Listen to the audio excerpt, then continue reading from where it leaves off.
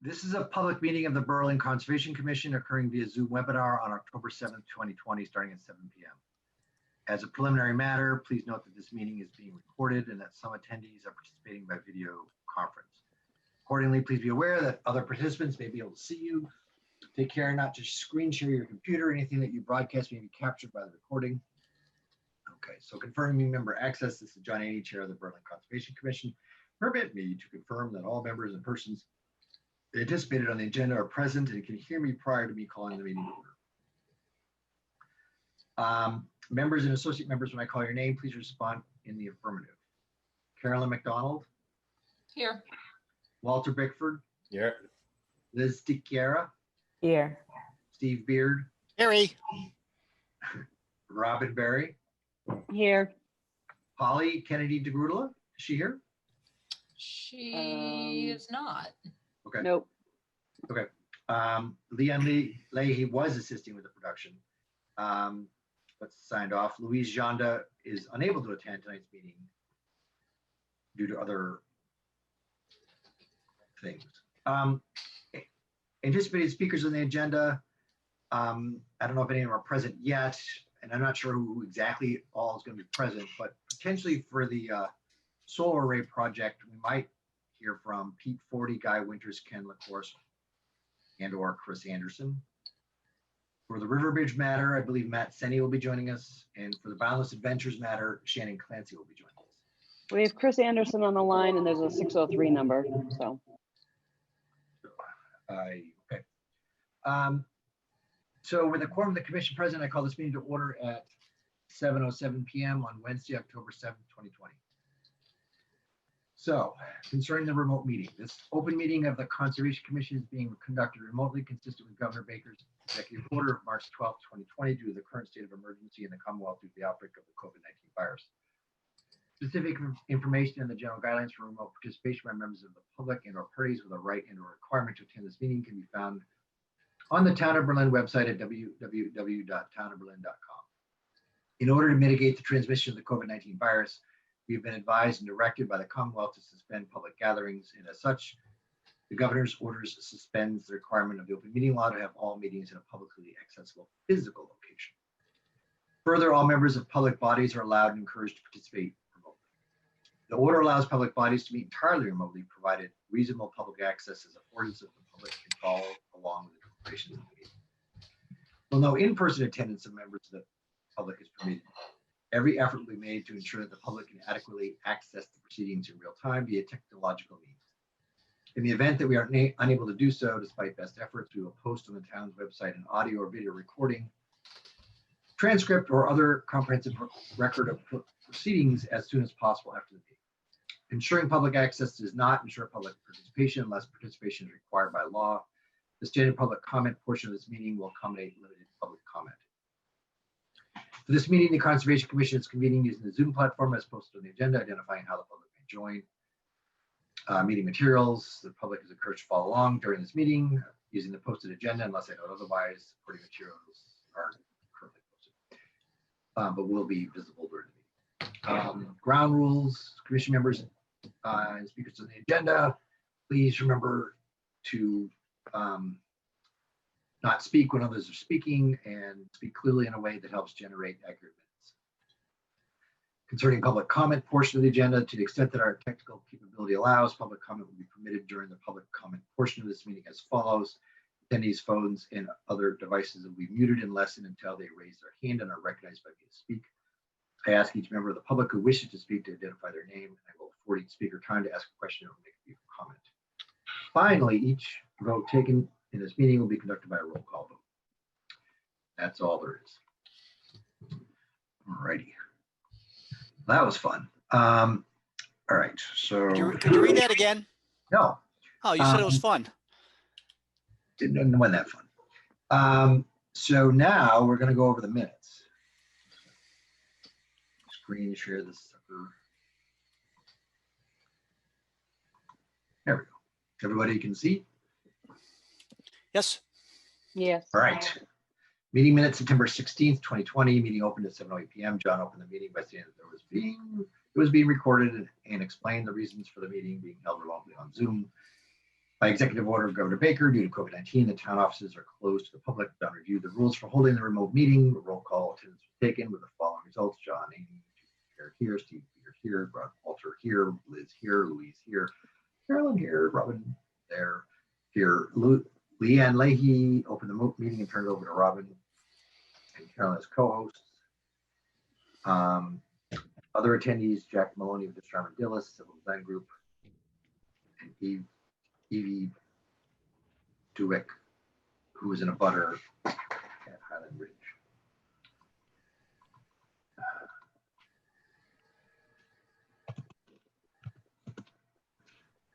All right. Minutes for the September 22nd, 2020 meeting reviewed and edited. Walter moved to approve the minutes with edits. Carolyn seconded the motion, which passed by a roll call vote with the following results. John, I, Robin, I, Steve, I, Liz, I, Walter, I, Louise, I, Carolyn. There was no treasury report. There were no bills, mails and notices, volunteer roadside cleanup, request from the Board of Selectmen, Board of Health, and Highway Department asking the Concom's participation in holding a Fall Earth Day. Louise, Liz, and Carolyn volunteered to follow through on the issue. The October 17th date was chosen as the best time for CC members. B, superseding order of conditions request by applicant. The Concom was notified that the NOI applicant for EP 107-0254 Marlborough Road, map 12, parcel 24-3 had submitted a request for a superseding order of conditions.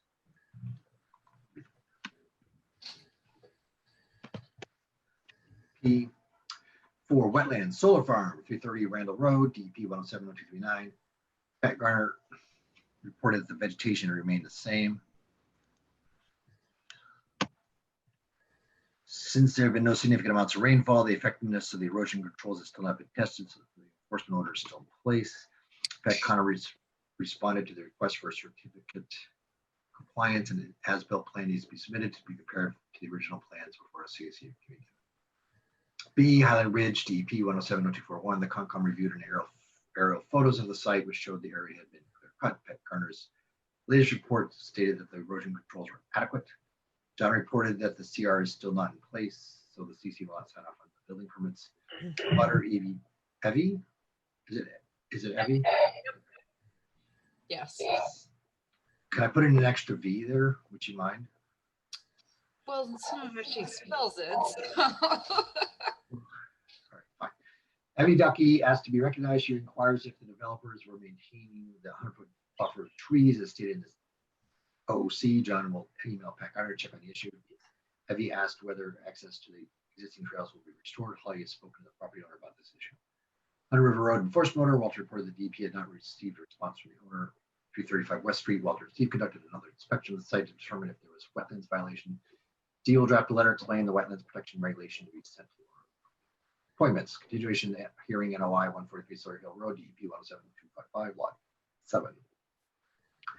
Jack Maloney of Charmin Deals presented revised plans dated September 8, 2020, showing that the changes requested by the Concom sewage disposal system. Jack described the vision of the plan.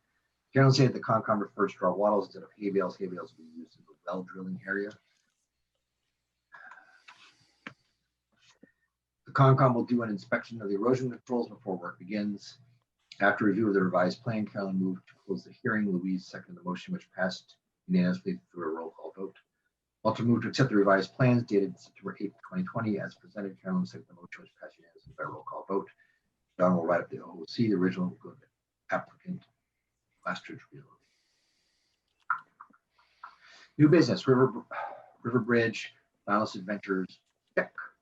John reported that the Berlin share of the profits from Boundless Adventures have been deposited in town funds, general funds, not Concom funds.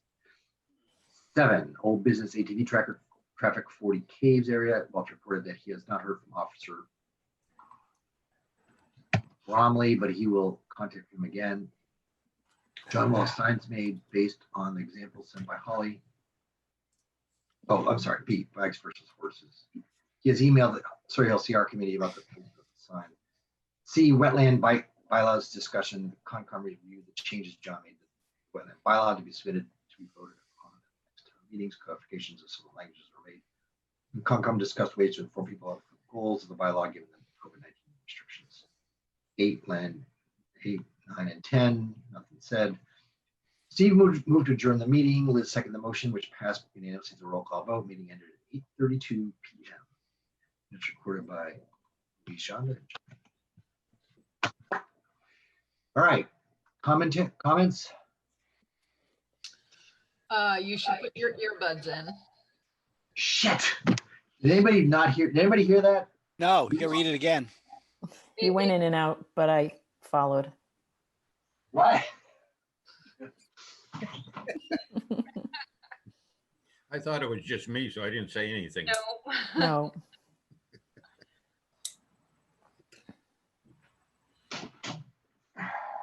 You know, I can hear myself just fine.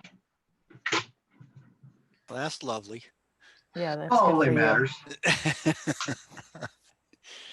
Damn, I'm sorry about that, kids. No, I mean, we could follow along. I just more for later when there are other people involved. I heard you enough. Too much. Mhm. I don't have anything to say. I make a motion that we accept the minutes. Second. Third. Okay, so any further discussion? All those in favor? Aye. Oh, wait a minute. John, I, Robin, Aye. Walter, I Liz, Aye. Carolyn, Aye. Steve. Aye. Yeah, that was nice. Okay, so I'll save these and post them. All right. It is 7, not 7:20 yet. All right, treasurer's report. Robin. Okay, the treasurer's report as of September 30th, 2020 is the Wetlands Fund has $11,091.97. The Open Space Fund has $187,051.77, and the budget has $1,473.50. So, like I mentioned earlier, though, there's two bills that don't seem to be captured in what June sent. So there are two other bills that will reduce that in theory were paid before September 30th. Oh, is that when those numbers are as of? Yeah, well, so that's the thing. There's two bills that we approved on August 23rd, but what June sent over for like the month end sign off did not include those. So the numbers I have Like tie off. August though. What's that? This is through August. Sometimes June's a month or two behind, I guess is what I'm. So did she say when her numbers were as of? Yeah, so that's the thing. So she gave me or she gave John a one for August and one for September. So that number ties off to what she has for September, but it didn't include two charges that we approved in August. So I've got to find out what the deal is, but those are the numbers that tie off to what the town has. Awesome. So there's an additional, we can note this too. There's an additional $179.14 that wasn't captured. So It's those latter two. It's these what's that? two. Those- On the share screen, it's these two bottom ones that haven't been captured. Oh, yes, correct. Yeah, and Walter and I have both received checks. So Yeah. So I don't know why they're not. So I got to find out why they weren't included. But so those are encumbered funds. right, and well, the 1525 also is encumbered, right? 15. Yes, that did get captured because once you told me that number, that tied off with the 2280. okay. So this 1473.50 is what was on her month-end report for September. Is it possible? Are you going to contact her for us? Yeah, I'll contact her tomorrow. Could you ask her, because there is another possibility, which is that it actually did come out of wetlands. Well, I wondered that. I wondered if it came out of the wrong fund. Oh, Well, that's right. Those, okay. I was Yeah. going to try to get them out of wetlands. Okay. And That we makes went back sense. and forth, and and finally I said, June, if it's just too much of a headache, just forget it. But maybe she did get them out of wetlands. I don't know. I would Okay. recommend Robin, so you can balance the books. I would just ask for the money back from those two.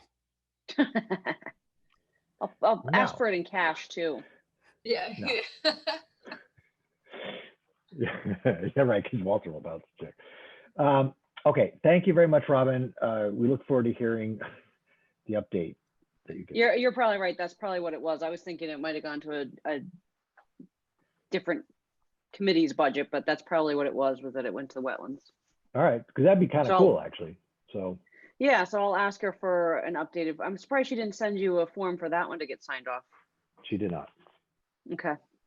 I do know they've been busy there. Okay. Margaret has told me that June has been extremely busy lately. So, Okay. Yeah, because I had sent her an email about something else the other day and she didn't respond. But it was kind of fun because I went back in my email and I found that she basically sent me the information I was looking for like 3 months ago and I forgot about it. So. okay. Yeah. All right. Well, with that, we'll conclude the treasurer's report. Yep. Next, bills and forms. So using that statute that we had approved a while ago, I've already approved a reimbursement for Liz for postage, and she's already received the check. So for $15.25, that was for certified mail. The other one, so close that.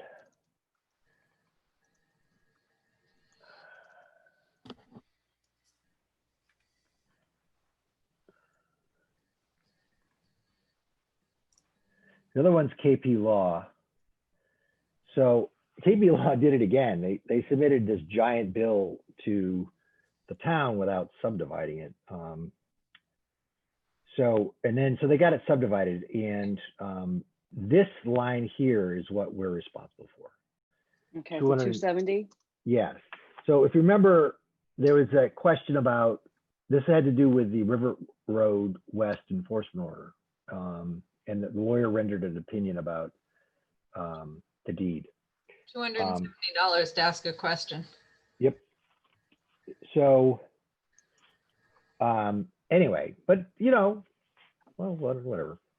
And then Mary was kind enough actually to print it up on a bill schedule for me, which I didn't copy that one also. Anyway, so I theoretically could have decided on this, but I'm in no hurry to pay KP Law. So entertain a motion to authorize payment of $270 from our general fund. So whatever we call it. moved. Okay, is there a second? Second. Any further discussion? All right, so we'll take a roll call vote. John, aye. Robin? Robin? Hi. I'm there. I got on mute. Walter? Did you say aye? Yes, I did. Sorry. Thank you. Sorry. Liz? Aye. Carolyn? Aye. Steve? Aye, but next time make a shorter question. Okay. John, did you Um, say that's coming out of the budget? That, yes, yeah. That is Okay. one thing I learned is you can never pay lawyers out of the wetland fund, ever. The law. All right, so those are those two things. We're at 7:25. Mail and notices. Mark 9 training will, remember guys, you guys remember, well, Robin, you probably don't, but Dog training, yep. yeah, so Tyler or something. they're going to be added again, and here are the times they're going to be. Yeah, it was posted in an email. Oh, it was? Yep. All right, so you don't, we'll just skip that Walter one. already replied that he won't hunt in those days. That's right. Right. Okay. So the other piece of mail was a little more concerning. So this is a cut and paste of some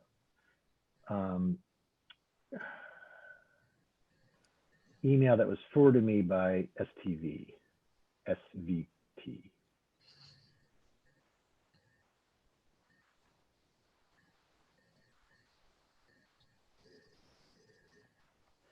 So somebody basically noted that they're on the Linden Street parking lot, the one below, I believe is, the Oberg, one below Oberg. There have been a bunch of trash there and also a sign that said car vandalism on weekdays between 3 and 5. What does that even mean? Where was the sign? I don't know. I have not been over there yet to check it out. So I guess, I mean, there's no way we're going to put in a trash can over there. This may have been a simple isolated incident, and I don't know what to make the car vandalism.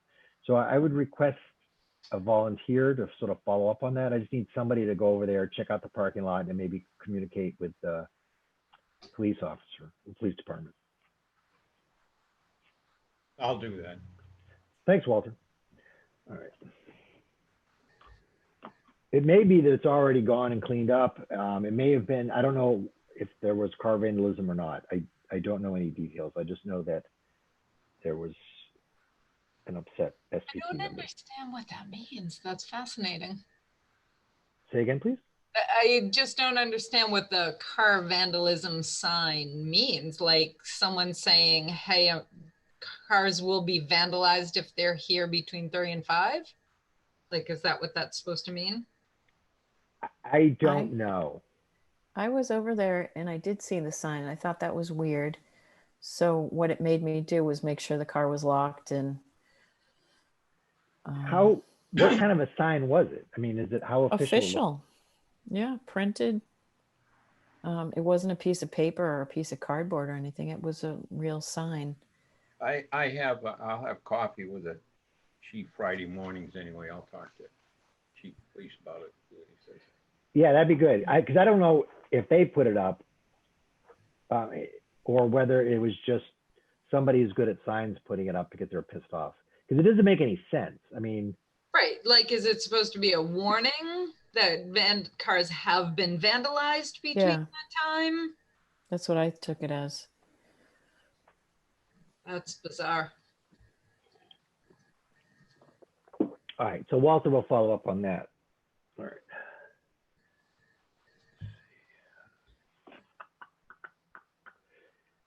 All right. This is the next thing. It's almost 7:30. This is a hearing, a meeting, not a hearing. So we will proceed with the COC application for DEP 107-0239, which is now 330 Randall Road. Is I asked. Is that the What? farm? The solar farm. I asked Pat about the change of address thing, and he just shrugged and said, as long as the map parcel is the same, it doesn't really matter. So, Robin, do you want to promote Chris Anderson? Yep. And then Hannigan Engineering. Hannigan Engineering. Okay.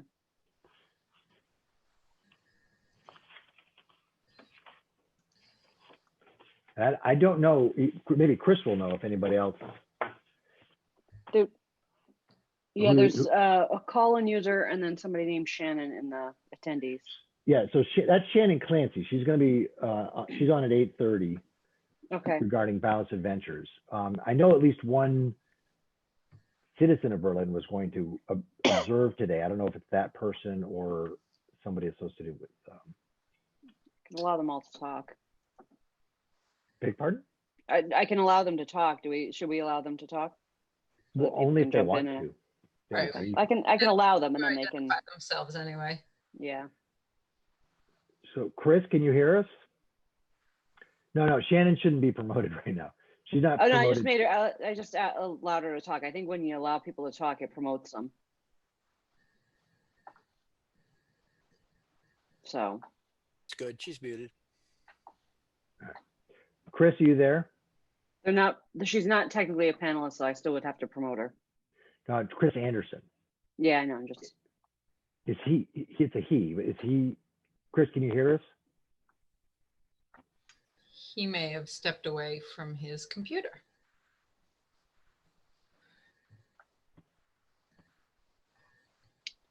He might be the caller. Hmm. No, it says Chris Anderson, right? the box. You know, Is he from New Hampshire? I don't know. Oh, okay. Because there's no microphone next to his name, so I'm assuming he might have called in, even though like he is on the video for Zoom. You can call in and use your phone for audio. Do you want to try to unmute him? See what happens. That could be dangerous. He's I watching. can ask him to unmute. Does he know the phone number to call in? Robin? I It's guess so. It posted. was in the Yeah, email, yeah, It was in the email. or the Zoom. So I'm asking to unmute, but it's not.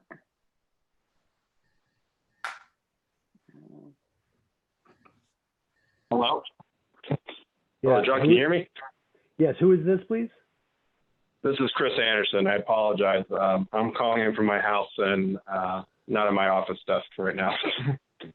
Okay. That's kind of funny because you're also popping up on a separate screen. Yeah, I had remote access to my work computer from my home computer, and I'm working through that right this moment. Oh, that would be entertaining. Okay.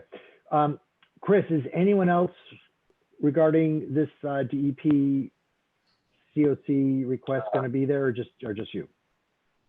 Just me tonight. Okay. All right. So, John, do what you was the wanna- DEP number again? 107 0239. It's on the Okay. agenda. Okay. So, Robin, all those numbers, usually that stuff's on right on the agenda. Okay.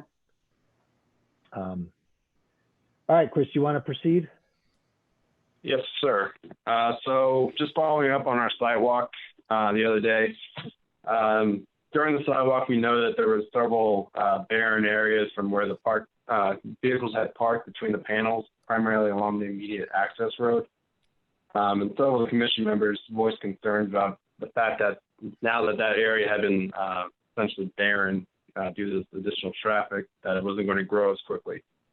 During that sidewalk, we agreed that we'd go back through and hydroseed the ends of all the rows where there was that evident dead growth, if you will.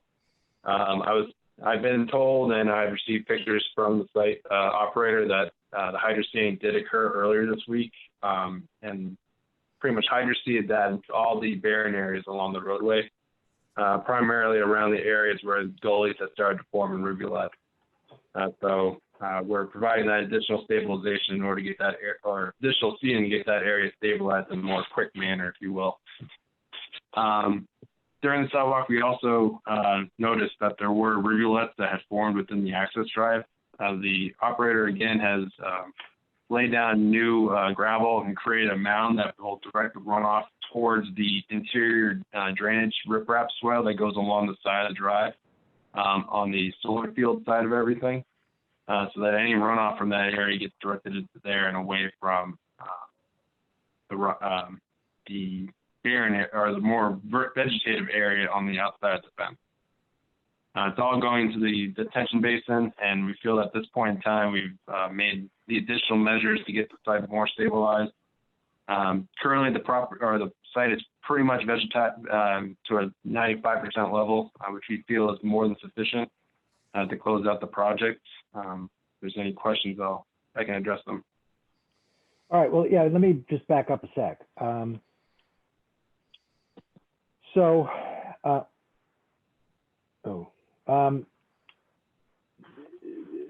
They had, ZBT Energy Solutions had submitted a request for certificate of compliance, and Chris had written us a cover letter, which was dated September 21st. In anticipation of that, we had done a site visit. The people that were present at the site visit were myself, Steve Beard, and Liz DiChiara, as well as our consultant, Pat Garner. Representing the solar folks were Ken LaCourse, Pete Forte of 0 Point Development, and then Chris Anderson, who's here with us now, of Hannigan Engineering. My observations, and I believe this was shared amongst the other commission members, is that the site looked better than expected. there had been a fair amount of rain over the prior 24 hours, and the basins were completely dry.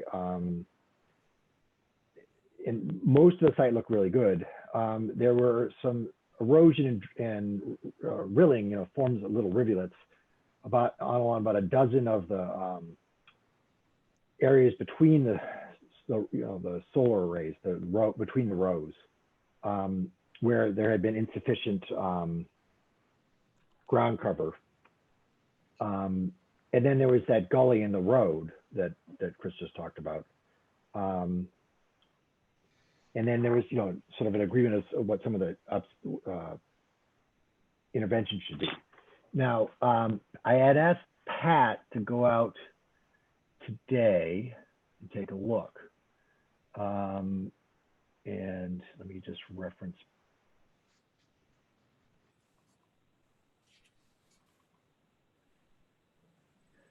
He was there today between 12:30 and 1:30. Road dust and gravel were added to the main access road as requested, and the work looked good. Hydro seeding was robust and thorough between all the arrays where we observed bare areas. However, we requested some hydro seeding between the road and the arborvitae. Chris, do you remember that there was some scouring and rills on the other side of the road that were potentially a problem, and we requested some hydro seeding there?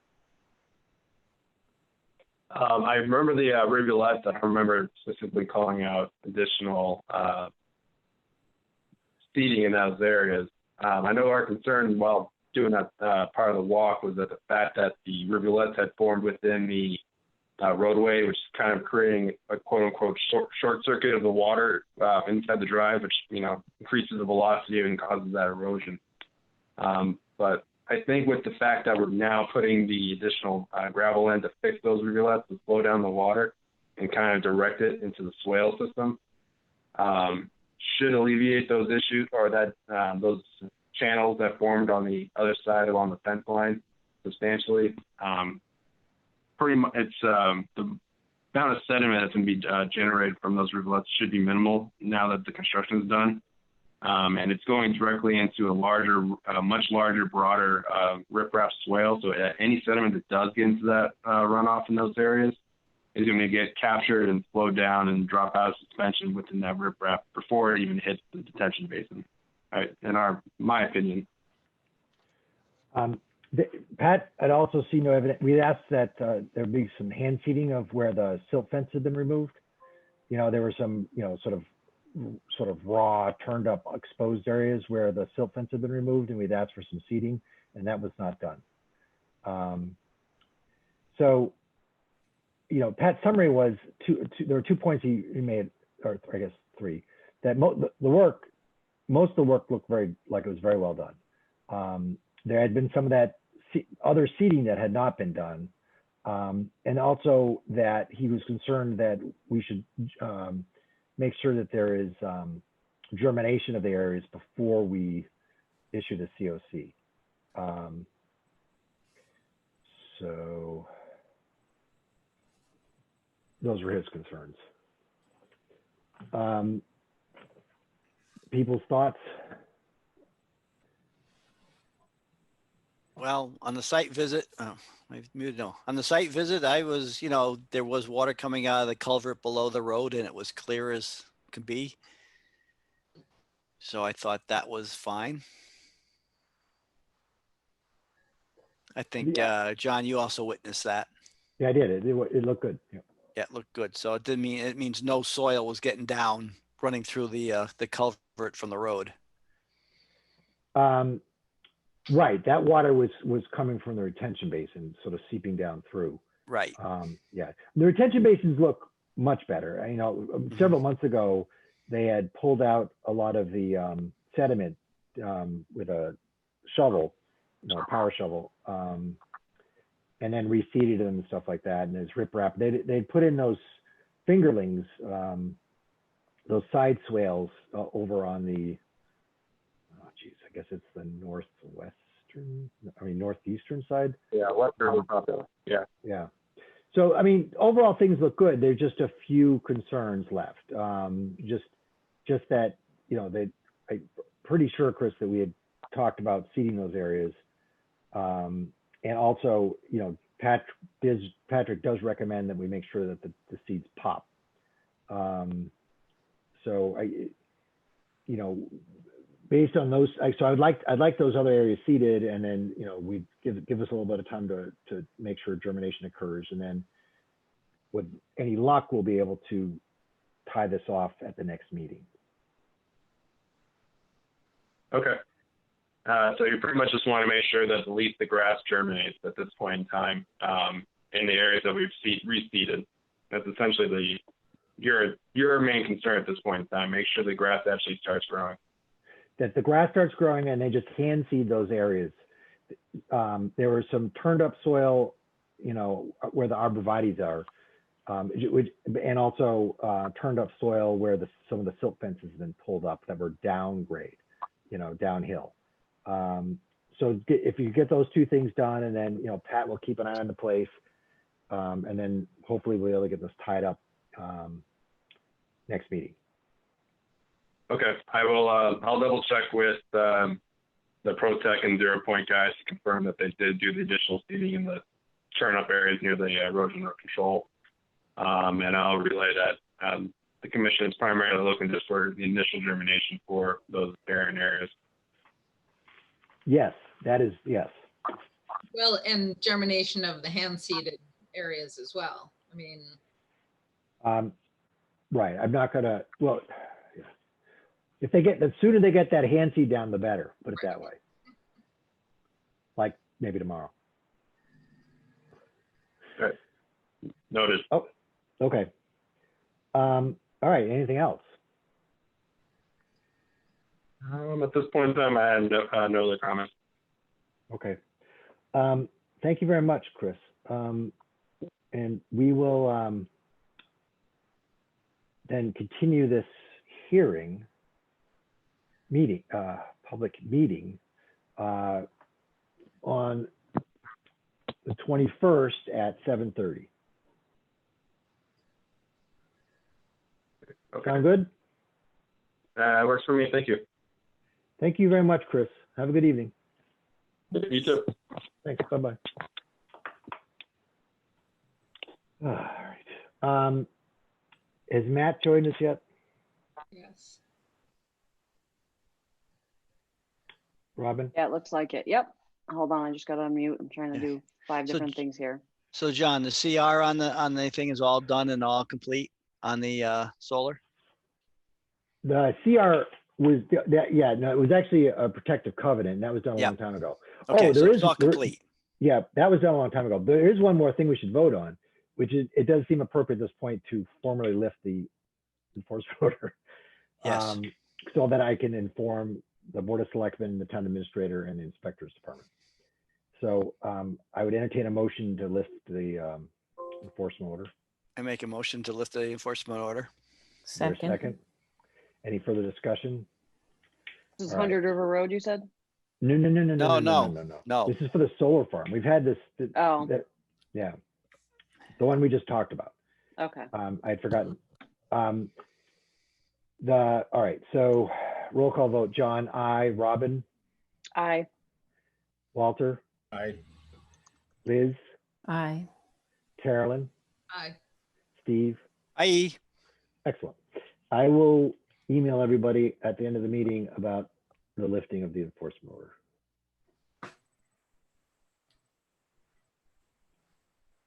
All right. Because I've been pestering, I've been pestering them for months to remind them that it was still in effect. Okay, so Robin, is Matt Senni with us? Yep. So this is neither a hearing or a meeting, it's just an appointment. So, and it's just him. So I think we can start now if you want. Okay, I just promoted him. What He's still grade? muted. You promoted him to what grade? 15th. 15th Oh. grade. Ooh. Wow. He's piling it higher and deeper at this point. Let him know he's muted. Yeah. Oh, There he is. There he is. Oh, he's still muted though. Matt, you have to turn off the mute in the lower left part of your screen. Can you There hear we me go. now? There we go. Yes, we can There see you your go. fans turning overhead. I'm actually in the hotel lobby. I was going to take this meeting over at the cafe, and we have a rule that I guess I implemented a couple of years ago that people can't be there by themselves. And if this meeting ran late, I'd be there by myself. So I came over to the hotel, which never closes. And but it's nice to catch up with everybody. It's been a rough year. There's 8 or 9 months for everybody, and it's good to kind of start catching up with everybody and update people on Riverbridge. And I'm sure I had a specific reason for coming to see the board, and then kind of the opportunity for just a general update on Riverbridge, and perhaps to answer any questions you might have about our specific request. And again, any general questions about Riverbridge. Concerning the board itself, we created a canoe launch in association with NRP, who has now built out most of the 204 units and has almost 80 families living at the apartments, and people seem very pleased with how that's gone. We've been very pleased with our relationship with them. We believe they'll continue to be a great choice for the Riverbridge Village. We built, in conjunction with them, with approval of your board, a canoe launch, and we are negotiating with the town on a whole bunch of things. And Riverbridge principals, my brother and I, are slowly going to start to fade out of the program, where we won't really be in control of TRA and Riverbridge. We'll still own buildings here. We'll still kind of be around, but we really won't be in control of it. And at different points, we had talked, I think we'd always talked with the commission about allowing an easement so that town residents could get down to the canoe launch. Our partners at NRP understand that they have no exclusive rights to this canoe launch, but right now nobody can get there except through Riverbridge. So if the town ever wanted to put a path with some parking spaces in so town residents could enjoy it, while Chris and I are still in charge, we thought we'd propose an easement at one of the next 2 town meetings, either December 5th or at the annual, giving the board or giving the town the right to,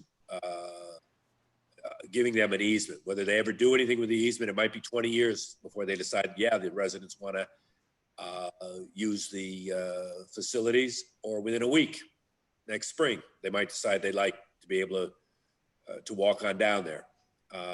So I spoke briefly with Walter, and I sent Walter a copy of the proposal that we had sent, or that we've shown the planning board, and we started talking to people about. It's a pretty simple document. Walter, do you have that with you? Well, I do, but I just went into my computer 5 minutes before the meeting, so wasn't able to send it around. But, oh, all right. Walter has the file that shows the Reese Meadow. what am I doing here? And then the Reese Meadow is kind of surrounded by TRA, which is our nonprofit organization. Then the Assabet River below it. And we want the town to be able to use the canoe launch. And we're proposing just to give the town an easement. Relatively simple ask. We got to make sure that we're showing it to all the boards, but the people that might have the most interest would be your board. Matt, an easement from the parking lot of the Riverbridge Apartments? No, from River Road West. Because when the RDA was submitted, it was presented that there would be access from the Riverbridge Apartments parking lot. I remember that. Yep. I might have to get back to you all on it. Yeah. I think my apology. I believe there is access. It's almost like a public beach in Florida or California. Where do you park? I don't think, in other words, we don't have parking for the residents of the town right now. He did say there'd be a couple of parking lot spots, and certainly it was very clearly stated that the town residents could sort of walk down that path and gain access to the canoe launch. Yeah, and I'm going to take a couple of quick notes. The path. I may ask just to get back with you and review our notes on it. It's always been our intention that town residents, we want to figure out how to best get town residents down to the park, down to the canoe launch. Walking through River Bridge, I'm not sure how we left that from a parking and a liability standpoint. There wasn't any discussion about full liability. There was an implication that there'd be a couple of parking spots right at the corner there where the stone gravel path exits the parking lot and heads towards that little circle, and from there to the grass path that leads to the canoe launch. I remember these conversations. I'm embarrassed to say I do remember them. I don't remember how we were parking these couple of cars. Right. Mostly from an insurance standpoint. I'm not worried about two cars being on our property somewhere. Well, why couldn't they just be in a visitor parking lot? So you think? I mean, visitor parking lots all over the place. Parking spots all over the place. What's the name of the gentleman that filed the RDA? Does anyone remember? Eric? Eric. Yes, Van Ness. Yes. Yes. I'm looking in my email to see if I have. And he works for WDA. WDA. I knew there was a W and a D. I couldn't pull the last part. All right. WDA. Yeah. All right. Let's see if I still have a map.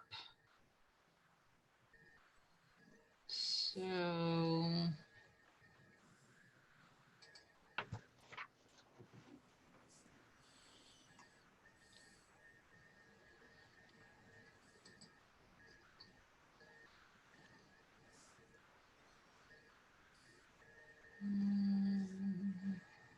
I've definitely got a bunch of emails from Eric. So it was August of 2019. The attachment doesn't seem to be here.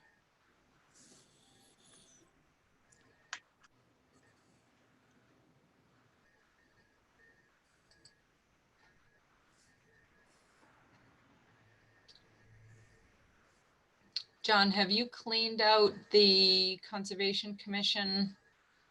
Nope. Here, let me screen share. It might be there. Let me screen share. Okay.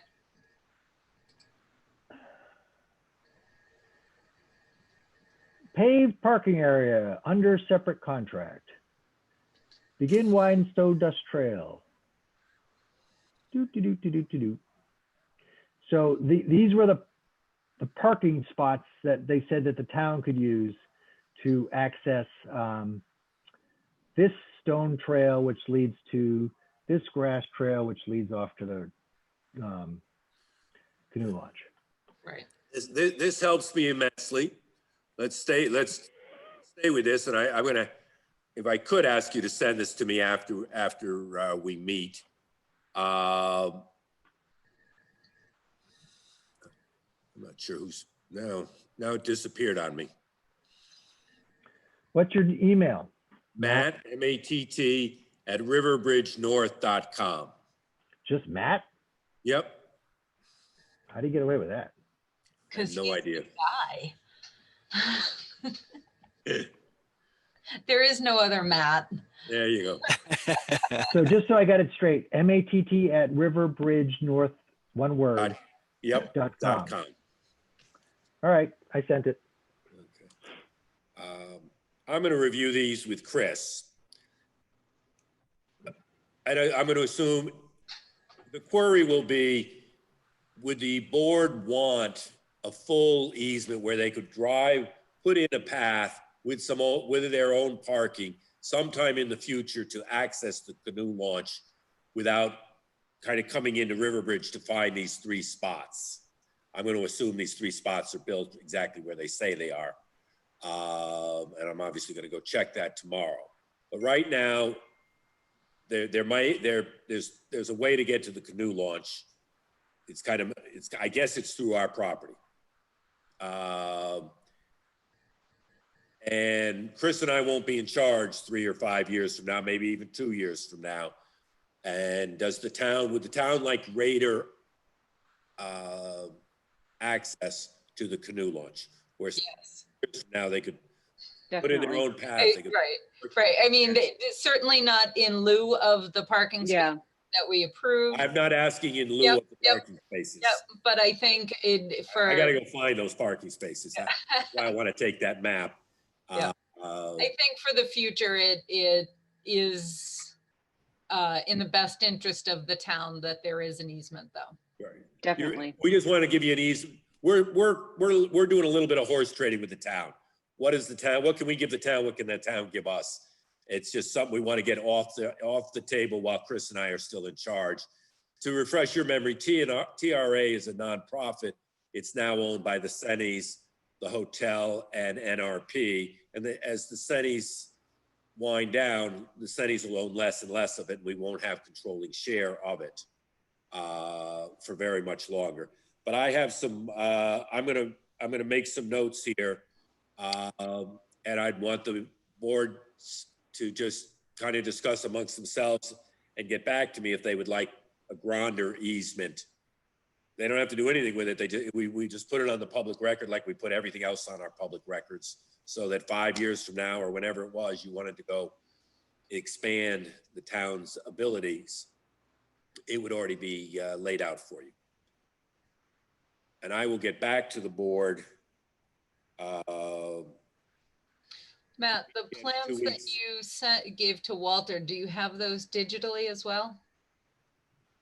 I sent it to all of you just as the meeting was opening, so you should have it in your computer there. Yeah, we do. But it doesn't have the detail on it of the original plan that we just looked at that John just shared. I want to review that with Christopher, and I want to get, and I'll get back to the board on exactly where and how those 3 spaces are set up right now. I remember the conversation, and I got to make sure we followed through on that, but I'll get back to the board on that. Okay. Okay. You received it, Liz? I have not received it. I was going to say, Liz, can you forward that? I have not received it. I'll forward it to everybody. All I'll right. just do it right now. Okay.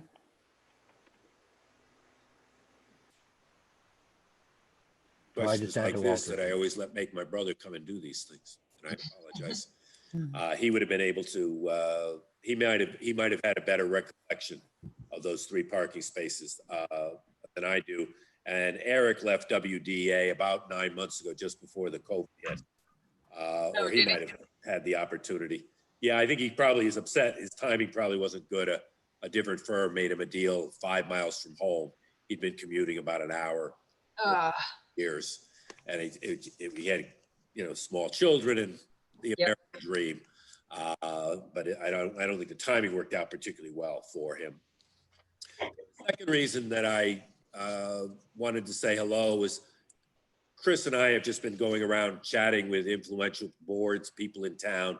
We will probably be putting a warrant article up for the December town meeting, asking the town to consider letting us put some townhomes where the old Reese package store used to be. Basically, for the last decade, the Sennies have tried to put commercial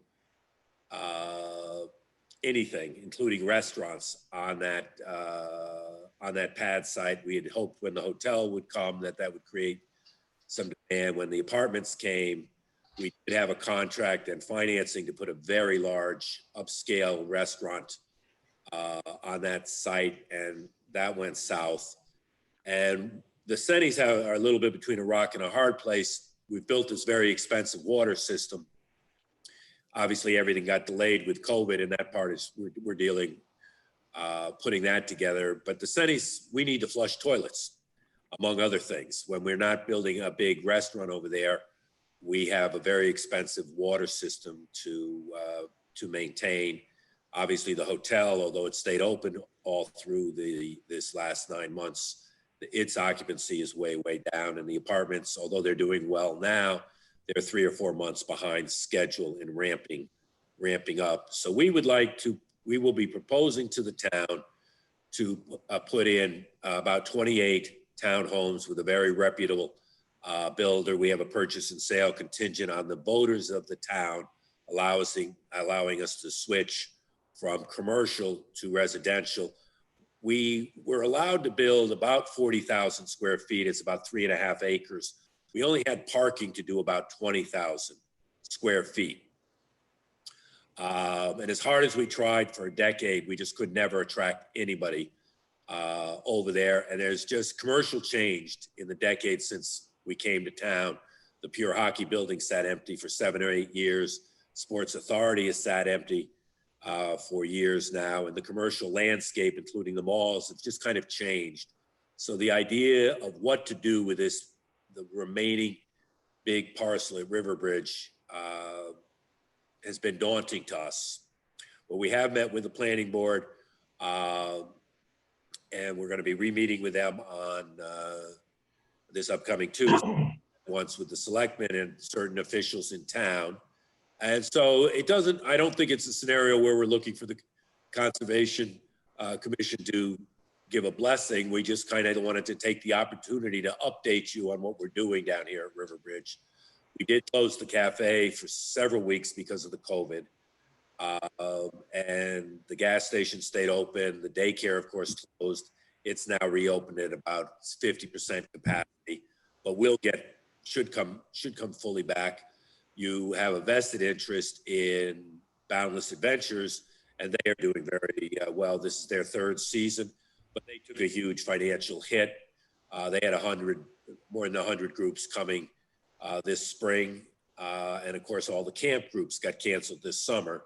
The stay vacation part of their business, where people just went on day trips, has done well this season, and they will continue to be a good tenant for both the Riverbridge Association and the town.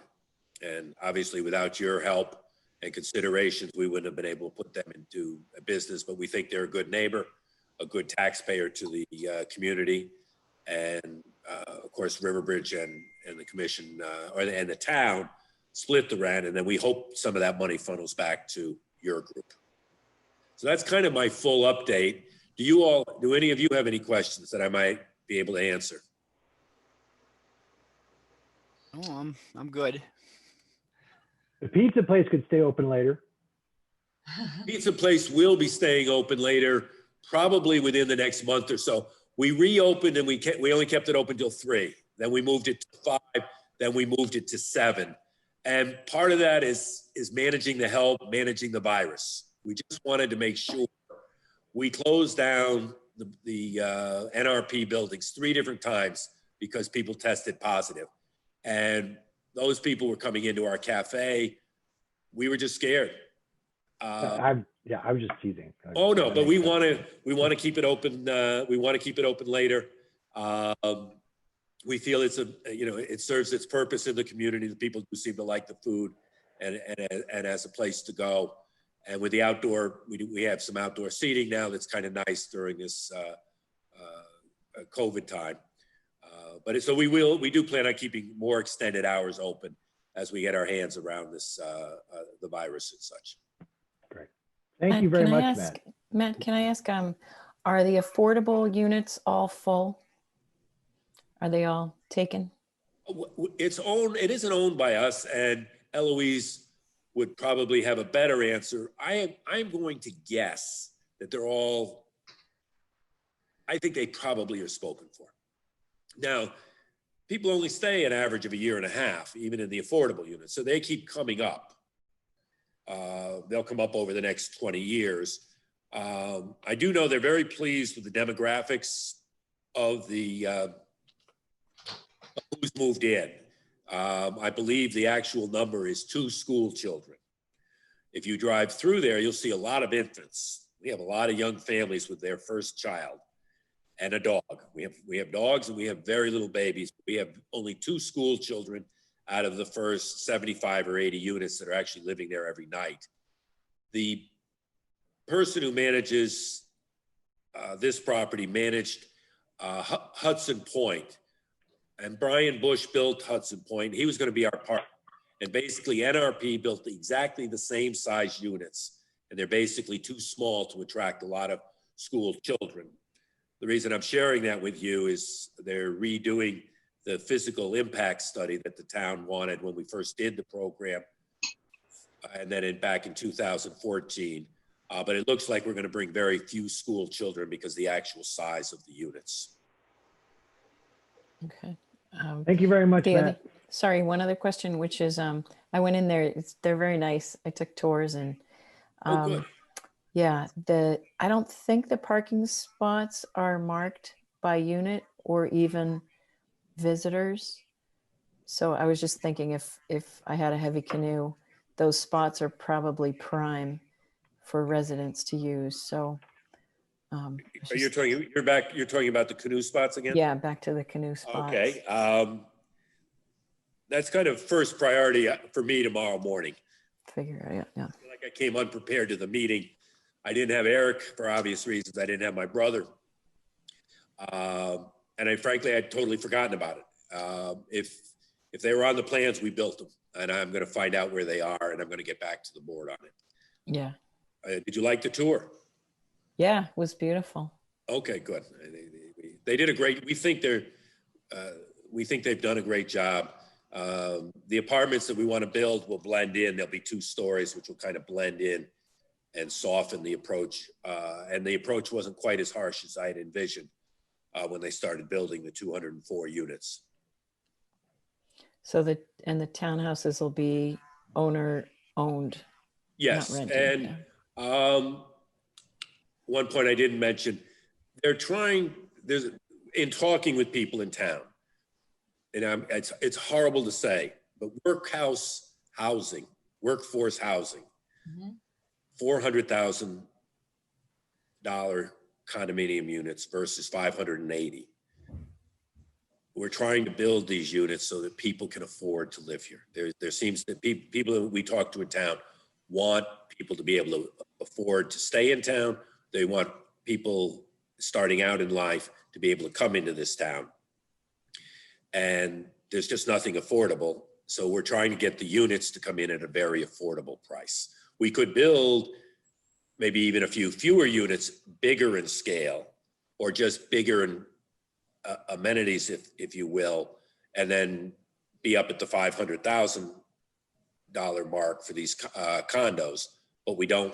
We want to bring them in at a price point that we think is attractive to the community for various reasons. That's good. All All right. We have to move on. We actually have a pretty full agenda. Actually, Matt, I'll probably talk to you at planning. Did you know I'm on planning now? Now I do. I'm reminded that, yes, I'll be in touch with people and I'll get answers on our parking here. Thank you. All right. Thanks, Matt. Have a good evening. Have a good evening. Good night. I'm trying to figure out. Okay. It's 8:10. The 8:30 appointment is neither a hearing nor a meeting, so we can proceed with that now. This is Shannon Clancy from Boundless Adventures. Okay, Shannon, let me promote her. yeah, she needs to unmute her phone. Or I mean her. I think you already promoted her, Robin. I had allowed her to talk, but I hadn't promoted her to a panelist. Okay. It appears that they're panelists, but they're not. I don't know if it makes a difference, but.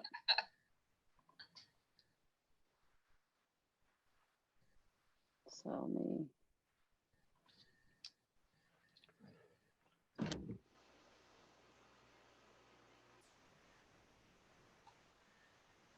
I don't know if she's there yet. There she is. There she is. Okay. Hi, Shannon. How are you guys doing? Great. How are you? Good. All right. Let me just do a slight introduction.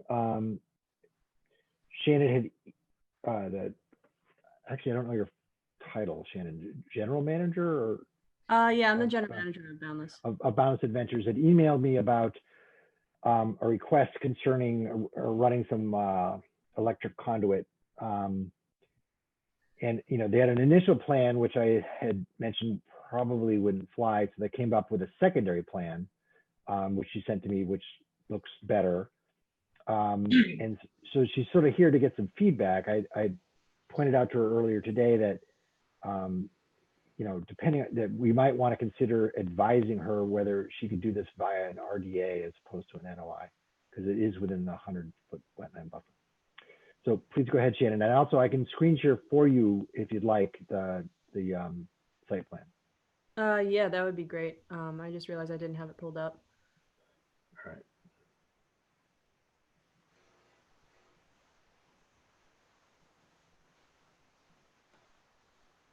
Okay. Can people see that? Yes, you might want to zoom in a little, but let's see. Yep. Let me.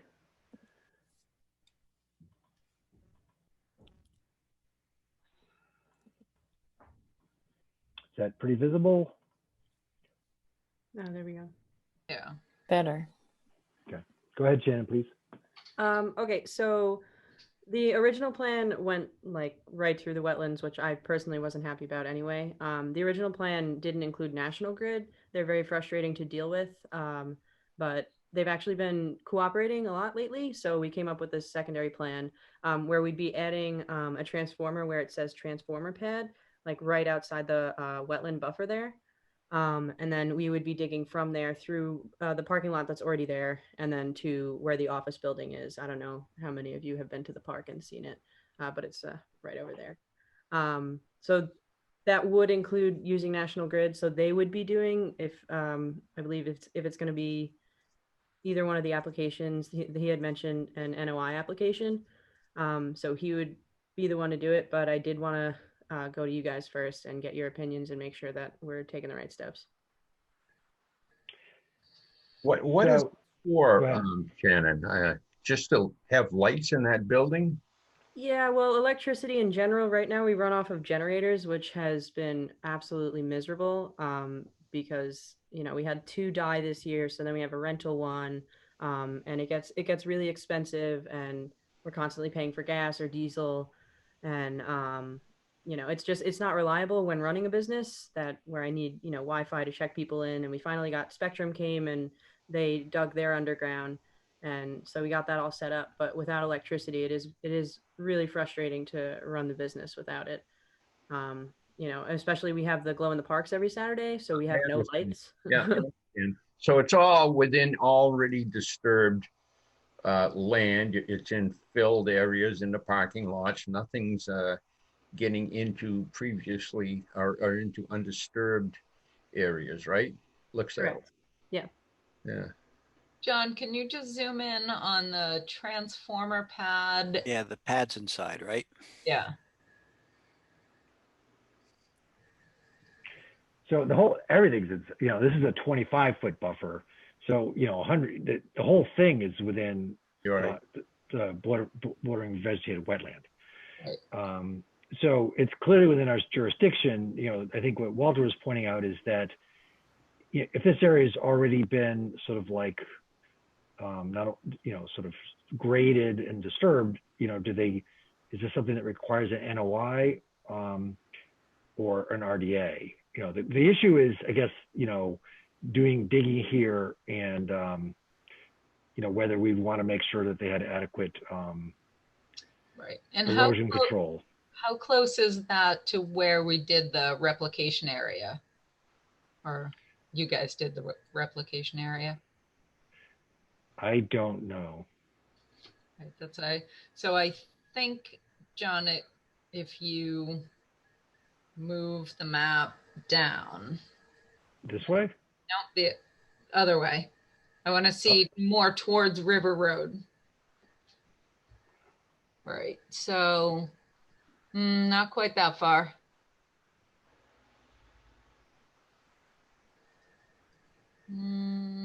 Go up just a little.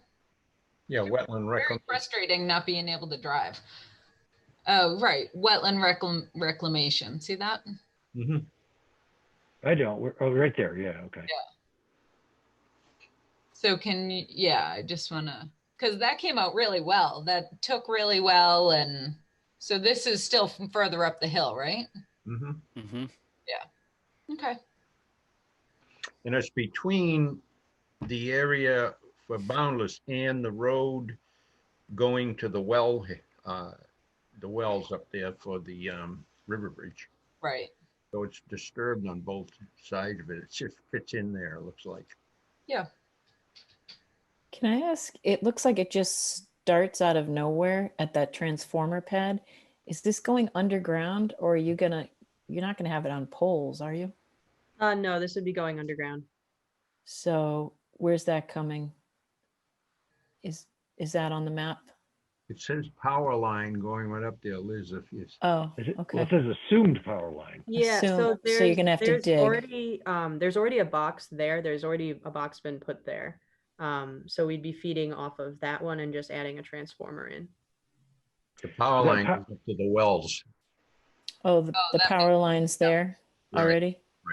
So this is the existing pump house right here. Right. Okay, so there's no more digging to get Well, that there's line. But mostly across the parking lot. Yeah, we'd be going right through the parking lot. Right. Which is gravel anyway. Yep.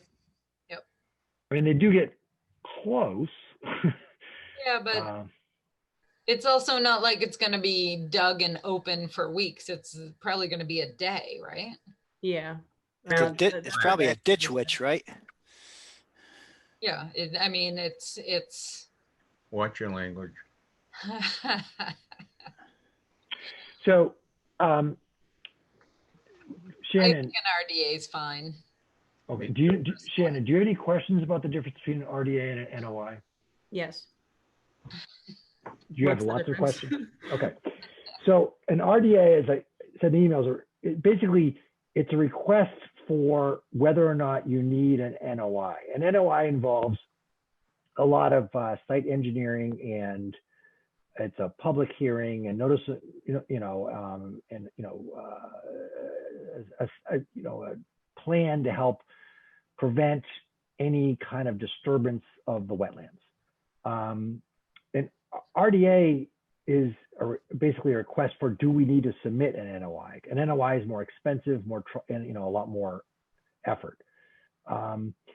There's a lot of reasons why we would allow an RDA. It's actually a negative determination because the government can't make anything simple. But one of the reasons would be that this is unlikely to cause any significant disturbance because to the area, and I think that would meet criteria here. And we also already have engineered plans of the site. Right. My only concern would be just if they're digging just to make sure that they didn't like decide, oh, we'll just put it over here. We'll just we get some shovel and put it over there and let it wash into the wetlands. But this still would require a site visit. Is there anybody that's willing to go up and do a site visit? I'll look at it. Anybody? Good. So anybody else? Depends when it is. I mean, Depends on when, yeah. Incidentally, I took my two granddaughters up there on Saturday, and one of them declared, "This is the best day of my life." They had It's a lot of fun. Those Yeah, girls it's a lot of love fun. that, yeah. So Did you go up, Walter? no, I didn't. Rachel, my daughter, did to keep track of them. I was taking pictures. I've done the blacks a couple, at least 2-3 times now. They're great. so yeah, I agree. Kind of like with John's point, though, we got to make sure they dig in the right spot. Just to stay outside the Probably wetland put area. up. Shannon, who put together the because the plan is original from before, correct? Yeah, so we had to add the new office because this is the original plan from, I think, like either 2017. I think 2017 this is from, or 2018. Right. When we had the office like right in the middle of the wetlands, which obviously did not work out. So that's why we had to kind of draw this in. But everything is basically the same. If we have to come up with another one, we can. Right. So who did the red? I guess is my question. Okay, so that would be the excavator, Rob Holmes. I don't know if you know him. He lives like you could probably see his house on the map. Oh, Rob He Horn. lives Rob Horn. Sorry, yes. Oh, He like right there. Yeah. So Yep, he's gonna yep, be we our know. excavator. We And know. then Rick Marshall's the electrician. So the three of us kind of sat down and put this together. Okay. And so Rob will actually be doing the digging. Yes. Yep. Okay. That makes me feel better about all of it too. Yeah. Because the flags aren't there anymore, I'm sure, right? There are some flags, not all of them, but there are some. Are we going to need to put up straw When did you want to wattles? get this done? As soon as possible, but I'm working with National Grid, so it could be anywhere from 2 months to 10 years. So give or take. So I figure the sooner like we get the process going, the sooner it'll get done. I really want it done before next season. I realize it's not going to happen this season. I've accepted that fate, but I really would like it done before next season. If we agree that this just requires an RDA, then we can have that discussion when we had the hearing on the RDA, when we get together on that. Yeah, I mean, so I could have some, I don't know what your availability is for a site visit, Shannon. It's a long weekend, and then there's next Wednesday. I don't. What is your availability? Pretty much whenever. I live like 2 minutes from the park, so whatever works for you guys, I can make work. Definitely. All right. What do you think, Walter? Well, if you two are going up, I don't need to go up. Just whenever you get a chance, go for it. You only need a couple of people to look at it. Right. I know it like the back of my hand, so. I mean, it would be good to have two conservation members there. If you go on Wednesday, as long as I'm out of there by 10:30 in the morning, I can do it Wednesday morning. Wednesday would be better for me. This weekend I'm booked. What time on Wednesday there, Steve? I'm flexible at the moment. So my schedule does change hourly, but right now, Wednesday morning might work. That's why the last visit worked on the other site. Let me just check my schedule. Yeah, I'm not up in line here, but I think I have a dentist appointment at 8:30. Isn't that fun? Yeah, 8:30 I have a dentist appointment. So it's in Worcester, 8:30. I mean, we could try to shoot for, if I go straight there, maybe like 9:30, then we get out of there at 10:30. Can you do that, Carolyn? Yep. All right. So Steve, can you do that Wednesday at 9:30? I can right now. I'm not saying my schedule won't change, but right now I can. So Wednesday, October 14th. Yeah, just book it. Don't rely on my schedule because mine's changing constantly, but it's good chance I'll be able to make it. All right. Because it would be good to have more than just my eyes there. Particularly because What time is that on Wednesday there? 9:30 a.m.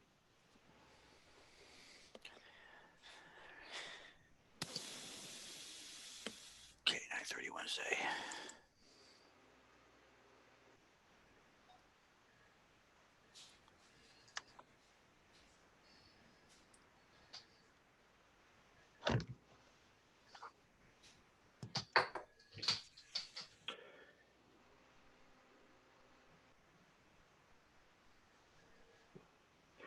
Shannon, are you working with anybody you think that knows how to submit an RDA?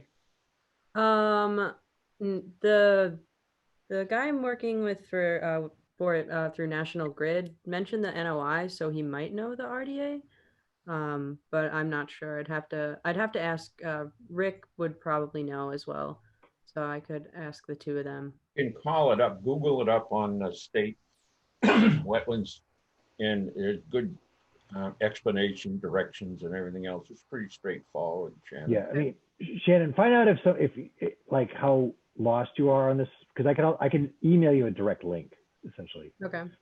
So first, before I do more than I have to, why don't you find out if somebody knows what they're doing about it? It's really not that hard. I think but I could find someone. Yeah. okay. But one thing that's important, this is not a public hearing, it's a public meeting, but you still have to advertise that it's a public meeting. Okay. So you'll have to put an advertisement in the paper that there's a public meeting, an RDA. Okay. Once you get the date and time.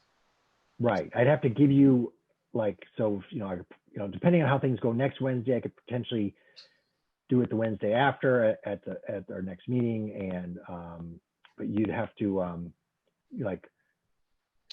get that ad in immediately after next Wednesday's thing.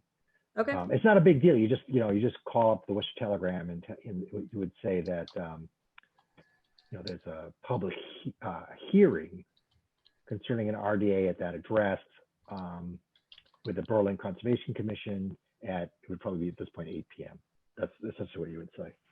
But that also needs to be done. So that'll cost you maybe like $10 to $20. But that's with the RDA, that's the only fees. With the NOI, there's a whole ton of fees. Yeah. So. Yep. Whatever it John, takes. sometimes people put it in the Clinton item. Yes, I they don't do. Which is actually owned by the Worcester Telegram and Gazette. So either okay. place is fine. Got it. Okay, Shannon. So at any rate, we'll see you next Wednesday morning. All right. Sounds good. Thank you guys so much. Thank you. Have a nice night. Have a good I night. know. John, quick question. John, why is that going down and over? Why doesn't it just go a straight line? I was wondering about that myself. I can't answer that right now. Okay. I'm just looking at the map again. Why that pattern? Because of the pull box here? Maybe is it because of that LP? I mean, maybe they want this. This is a good site for. Oh, that's right there.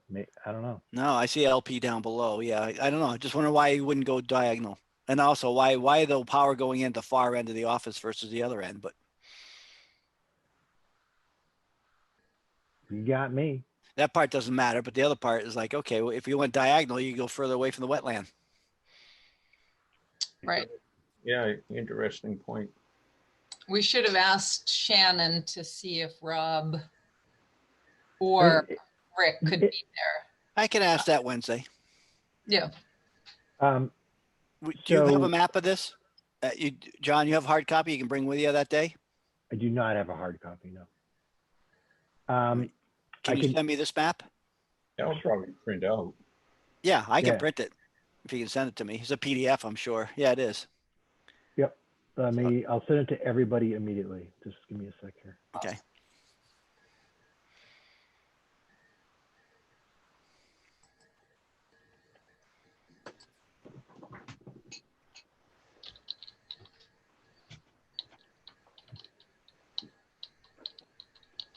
My guess, Steve, thinking about it is that it has to do with maybe they want to run some lights up to the, at some point, run some lights up to the course itself. Right. Aren't they doing lighted stuff right now anyway for Halloween? So like if you look at if you remember from the pull box there, that corner, the pull box is right next to the trail that leads up to the course. Mm-hmm. So maybe the plan is to run some wire up there. That could be, I guess. I don't know. All right. Before everybody runs out of steam, let's get back on track here. Okay. Too late. Man, it's only 8:30. So next on the agenda under wetlands, we've already dealt with the solar farm thing. Highland Ridge.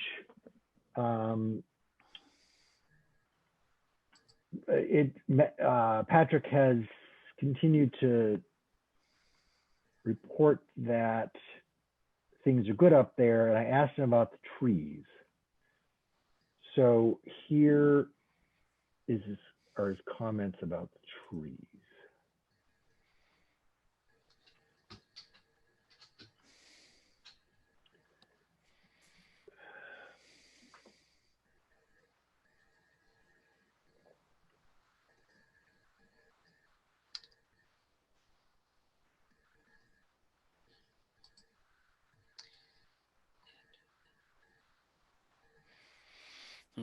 Didn't say much. Okay. So does that mean that in some spots they have cleared 40 feet within from the edge of the BVW? Is that? That's what it looks like. Yeah. I mean, if someone wants to go up there with Pat and check it out, maybe it would be clearer what he's referring to. I simply didn't have time to follow up with him on this issue. I mean, I reached out to him and this is the answer I got, but I didn't have a chance to go to further follow up with it.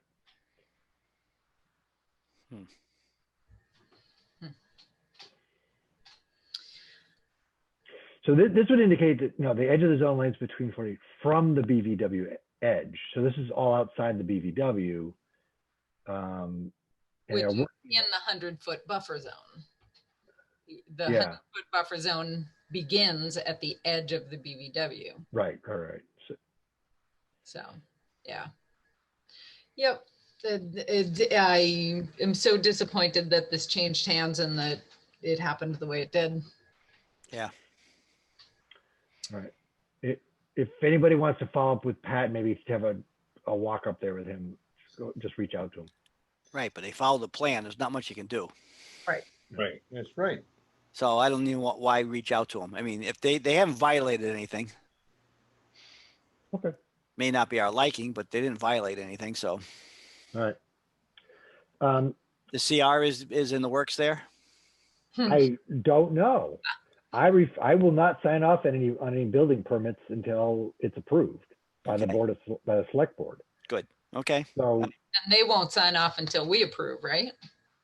Right. Hope so. Hopefully, yeah. So, yeah. So I mean, I made it clear. I think I can't. I don't know what's taking them so long. I really don't. They don't want to do. Well, except that part of they have been fits and starts. Like I said, a number of months ago, I had a phone conversation with someone who was supposed to be working on it. I don't know what happened. Right, but I think that was the prior owner. I think that was when Chris Slade owned it, and then I think it probably stopped when he sold it. Yeah. Either realized he was going to sell it, decided to sell it. That's a good point. I don't know. All right. Better get it in writing, because we had an incident in town once where somebody bought a 10-acre lot and going to put a house on it and put a CR on the rest of it. And after that, the deal was done. He reneged on it. And we never got that. We have multiple sites like that. Yeah. We have the cross from Indian Head on the front there. We have, Chuck Black. We have that. That's happened in multiple places. Right. Yeah. Right. Get it right. Right. But we also didn't have input into building permits back then too. So we do have a little more leverage this time. Yeah, but if the CR is not tied to the building permits, we can't use that as leverage. Right. If the CR is tied to our approval of the project, then we can use the fact that they have not done what we approved. But that's a big if, Carolyn. I mean, I don't know myself. Yeah, I right. Yeah. It's a big if, so it ought to be looked into. Right. It's very frustrating. We've been burnt so many times on this in the past. It's. Yep. All right. Well, I will be vigilant. Good. Okay, good. Next are the wetlands, 100 River Road, EO, enforcement order. So we had some email exchanges with Walter, DEP, Denise Childs, and myself. Anna, the woman that works for Monroy, called me, and I spoke with her about the necessity of submitting an NOI. How talking with Dave Burke. She said she'd emailed him, and I gave her a couple of names of some engineering, civil engineers that we've worked with, just off the top of my head. so they would, at that point, there was an implication that they were going to do something. I haven't heard anything since. Was that recent? It was a couple weeks ago. Well, I mean, we've got to set a deadline here once and for all. This is getting ridiculous down there. I'm all for letting the state DEP go after it. They have called. I mean, we've talked to them before. I've met with them down there. They were going to deal with that issue and file an NOI and get that all taken care of. They didn't have the courtesy to keep in touch with us. Never mind file it. And it must be 2 months overdue right now. So those phone calls with this, she called me too, and it was clear she had no idea what to do or how to do it. And so anyway, When we went on our site walk and they said they were going to hire Dave, as far as I know, Dave started writing the NOI. And I don't know why. I know he's had some health issues, so I don't know. I'll follow up with Dave, and if I'll see what he says, and if he throws his hands up in the air and says he hadn't heard from him, doesn't know what's going on. I'm sure he hasn't, right? But I know at the beginning. Then I would like to recontact DEP and tell them we're not getting any cooperation. Too long overdue. It sounds good to me, Walter. Yep, okay. I agree with that. Sounds good to me. All right. Done. All right, next, emergency certification.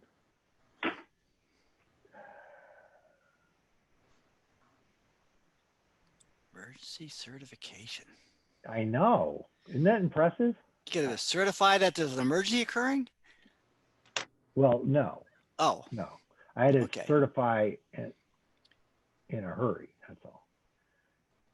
So repair. This is actually all thanks to Carolyn. She had talked to Dave. Oh, that Smith. explains it right there. They were talking about they had to do a culvert repair because it was a collapsed road and they needed to do it right away and the ground was dry. So, Dave, with Carolyn's instigation, emailed the Conservation Commission, about the need to do this. So there's this, so I did some reading. There's this thing called an emergency certification form. And it's basically often used for situations like this, where you have, culvert repair and because of a collapsed roadway. So I filled it out and signed it. It just needed one signature. And, gave it to Dave, and then it was supposed to happen kind of maybe today. Carolyn, did you do a follow-up? It did happen today. I drove slow over it on my way home, and then I went up to BJ's to get gas, and I came back and there was a thunderstorm. So Are you afraid to get wet? I am not afraid to get wet. But it was dark, and so I will. Were you scared? Yeah, right. What do you think, John? What are the odds?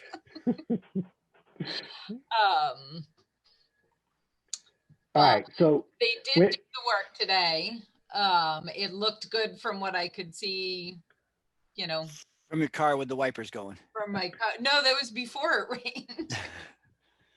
Literally, I went to go get gas, and by the time I came back, the whole world was exploding.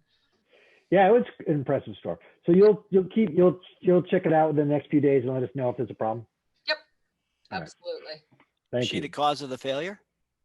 No, so the little stream that goes next to the house across the street from me. Yep. Yeah, I know the stream. Yeah. So I got a picture on a Sunday of a hole in the road that was about 3 feet by 3 feet under the road. Said, hey, just so you know. I'm like, so I'm the only person who can get in touch with the highway department, I guess. So I did. I sent it to Dave. He sent someone out there to look at it. And fortunately it was caught, you know, because I guess the old culvert was junk and it was definitely, the road would have collapsed at some point. I don't know how close it was to it, but it was, would have happened Probably, eventually. probably pretty close. Yeah, All right. Well, thank you very much, Carol. you're welcome. Next on the wetlands, number 5, letter to 355 West Street. This is that, you know, so I sent the letter out. I checked with the assessors, and the owners have an address in Rhode Island. So I sent a letter to them, and I also sent a letter to the residents of 355 West Street. And as it turns out, Walter and I also had a little site visit, which we won't discuss tonight, with Mike Sawyer, and he knows the Shatners too. And so he said, you know, he just sort of talked to them. So hopefully, no one's gotten back to me, but hopefully this will all be settled now. Cut that out. I don't really care. Yes, you do, Steve. You care a lot. Yeah, tell Carol we said hi. All right. Next, new business cistern repair near Sawyer Hill CR. Liz, did you want to? You had emailed me, forwarded me an email. Liz? Yeah, so the fire cistern for Camelot Mosaic was leaking. So we have a temporary tank to hold water while we send a robot in to look for here's my robot, to find the hole, find the crack, do the repair, and then refill the cistern. So in the meantime, we have a temporary tank, which is this big thing on wheels. And there's just across the trail, there's going to be some hoses across, you know, the trail that the Eagle Scout fixed up. So they just wanted the Conservation Commission to know that there were going to be some temporary hoses crossing the entrance to the trail there. I said that should be fine. Yeah, it's fine. Do they put some cones up, do you know? No, but I have cones. I can do that. Oh, they denied my request to give Liz scuba tanks to go down and fix it herself? Yeah, nice and cold and cave diving. Yeah, I give you a wetsuit. I need a dry suit. I'll put some cones up. All right. Also, I actually didn't even put this on the agenda just because it had gotten cold. The CR board, the Sawyer Hill CR board, has never gotten back to me about that whole horse sign thing. I don't know if you know any of those folks, whether they want to help sort out whether we need horse signs or not. I mean, it may be that was just a one-off, and we don't really need to invest money to put in signs to tell people to watch out for horses. I don't know. Just sort of letting you know. Yeah, okay. I haven't heard or seen anybody to ask. Okay, old business, wetland bylaw. I have to share a letter I got from Margaret Nardowitz. There you go.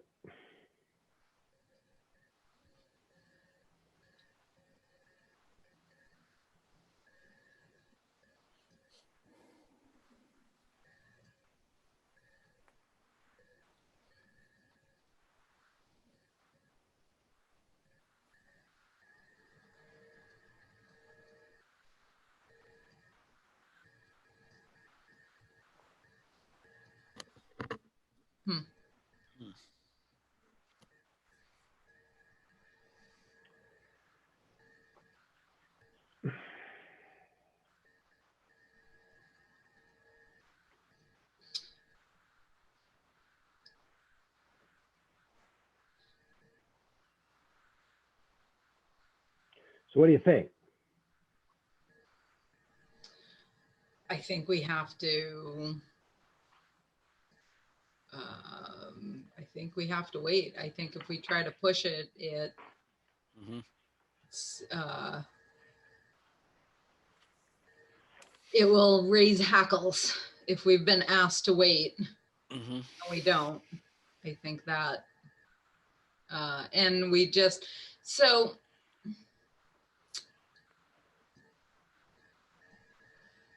what is the status? Do we have a final draft? Yeah. Yep. No. We have bullet points.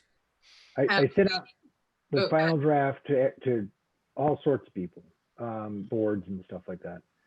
And I drew up that bullet point thing and sent that out to some people, to you guys, and then a couple other people. Mhm.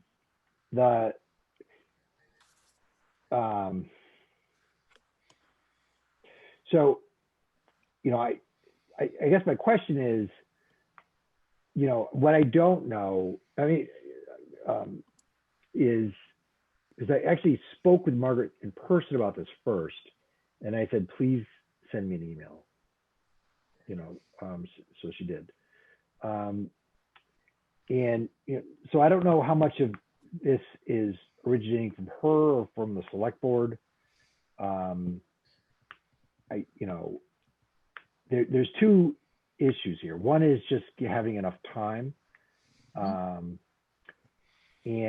you know, the other is just the COVID-19 thing, which is quite legitimate. You know, having a indoor meeting at this point would be challenging.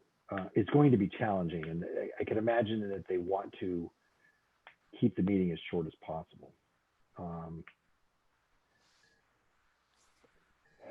But you know, I don't know if any of you want to reach out to select board members that you might know well and sort of get, you know, sort of get their Right. Well, so Matt opinions. Senni said earlier that something about a December 5th meeting, town meeting. So I don't know if that's been scheduled, if where he got that date. That's the first time I've heard that date, but that's really only 2 months. And legitimately, that is not enough time. I mean, I guess it could be enough time, but it makes it harder. I think we should go for the spring meeting, just make life easier. My Right.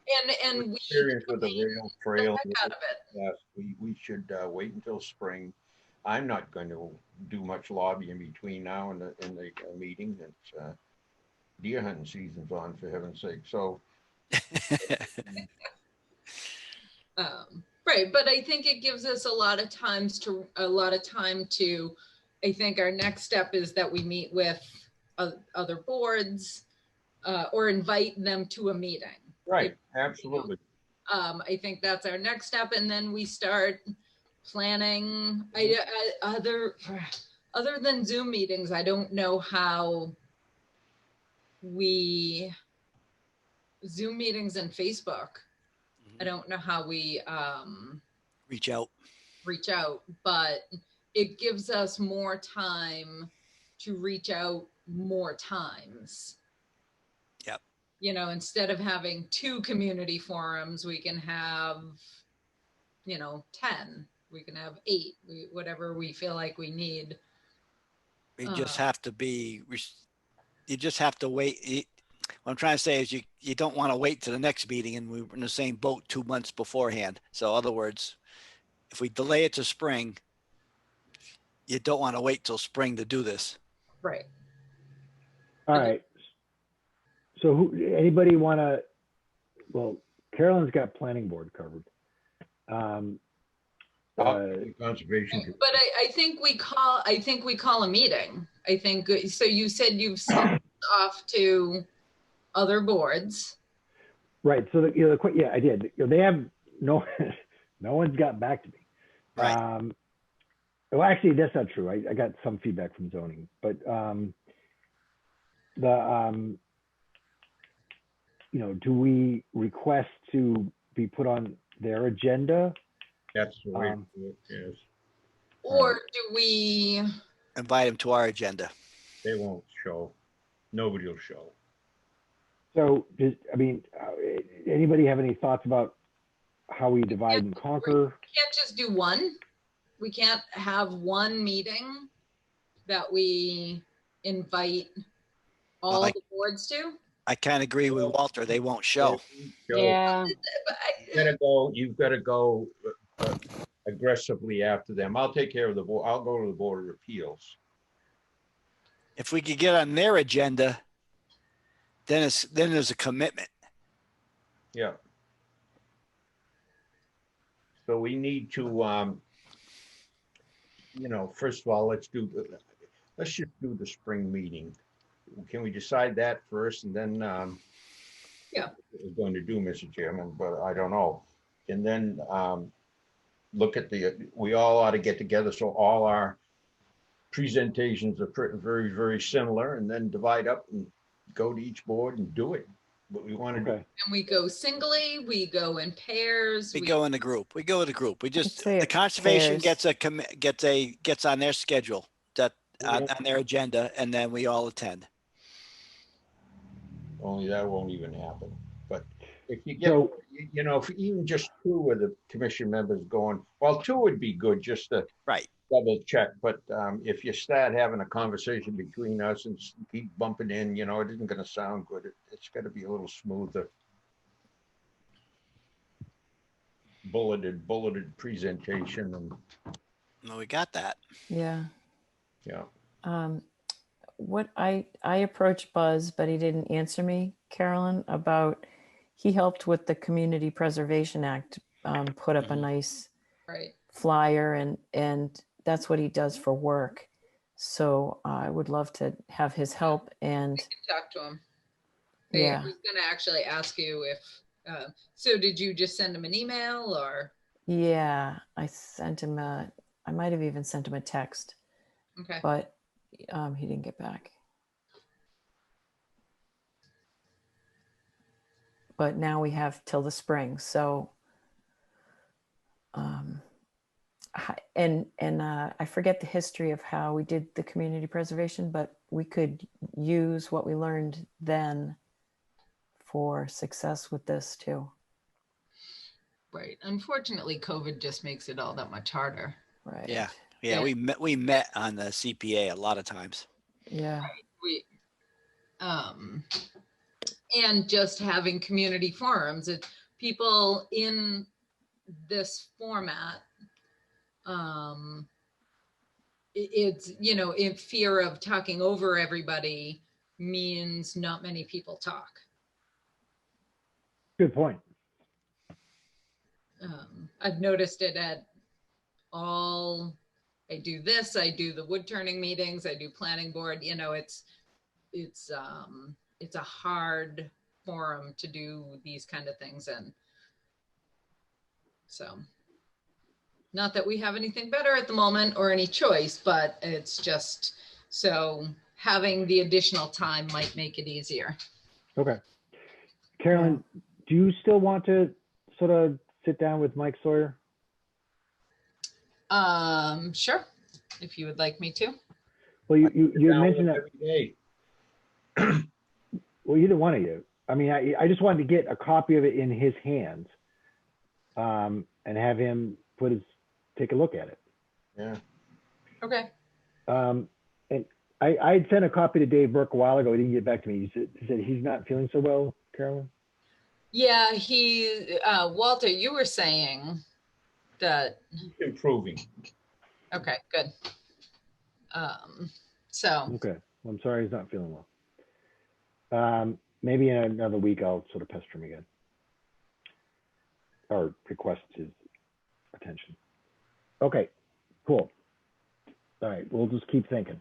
But I think we should lay out, since we have all this time, and it is, I mean, we've become really good at waiting to the last minute. I think we should lay out on a calendar A timeline. of what we do every month, what we do every week, whatever. Yeah. Are we gonna, I mean, at this point, we're gonna have time. Do we want to do yard signs in the spring? Do we want to do a mailer? Do we want to do a PowerPoint presentation. So it sounds like we're definitely for spring, and John's going to send an email to Margaret saying it will be the spring. That is correct. Okay.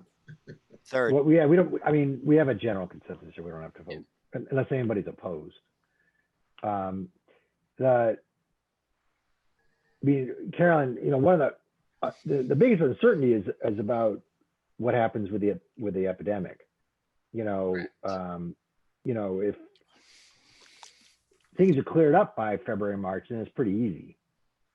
If things aren't cleared up till June, we have a different challenge ahead of us. Right.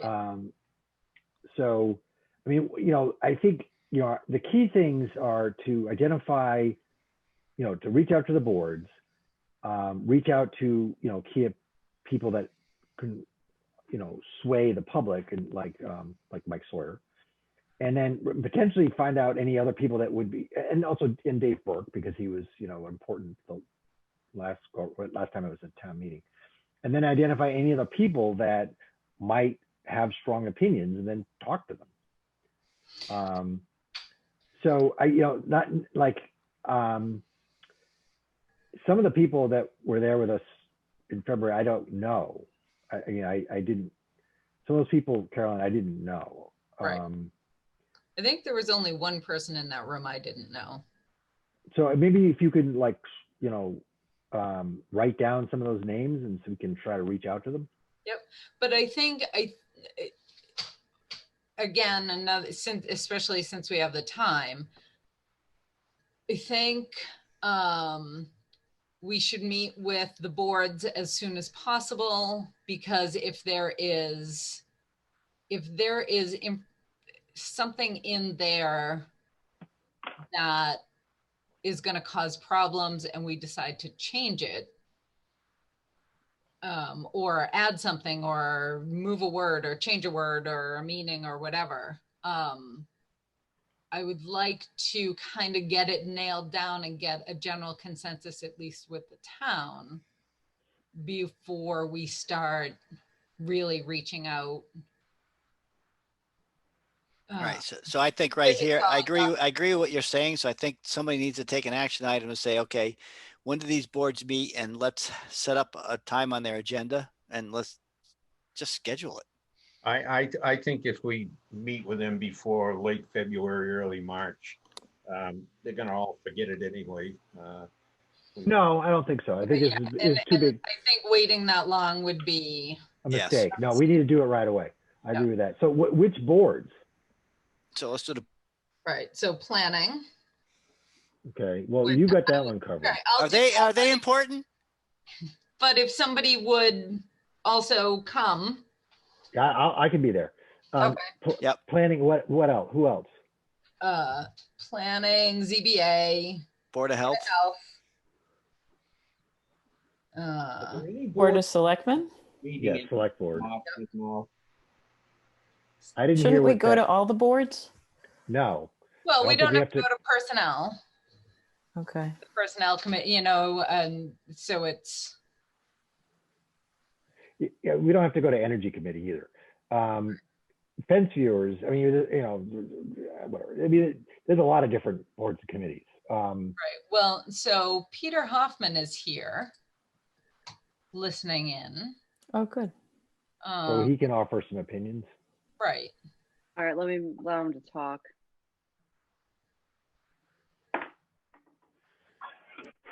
Hey, Peter. Hang on, can you hear me? Yeah. Yes, we can. I'm on a Bluetooth earpiece, so it may not be clear. If it's not clear, I'll pick up. Oh, sounds good. Is it clear? Good. It's clear enough. It's clear enough. It's a little choppy, but we're hearing you. Let me see if I can pick up. Hold on. Hold on.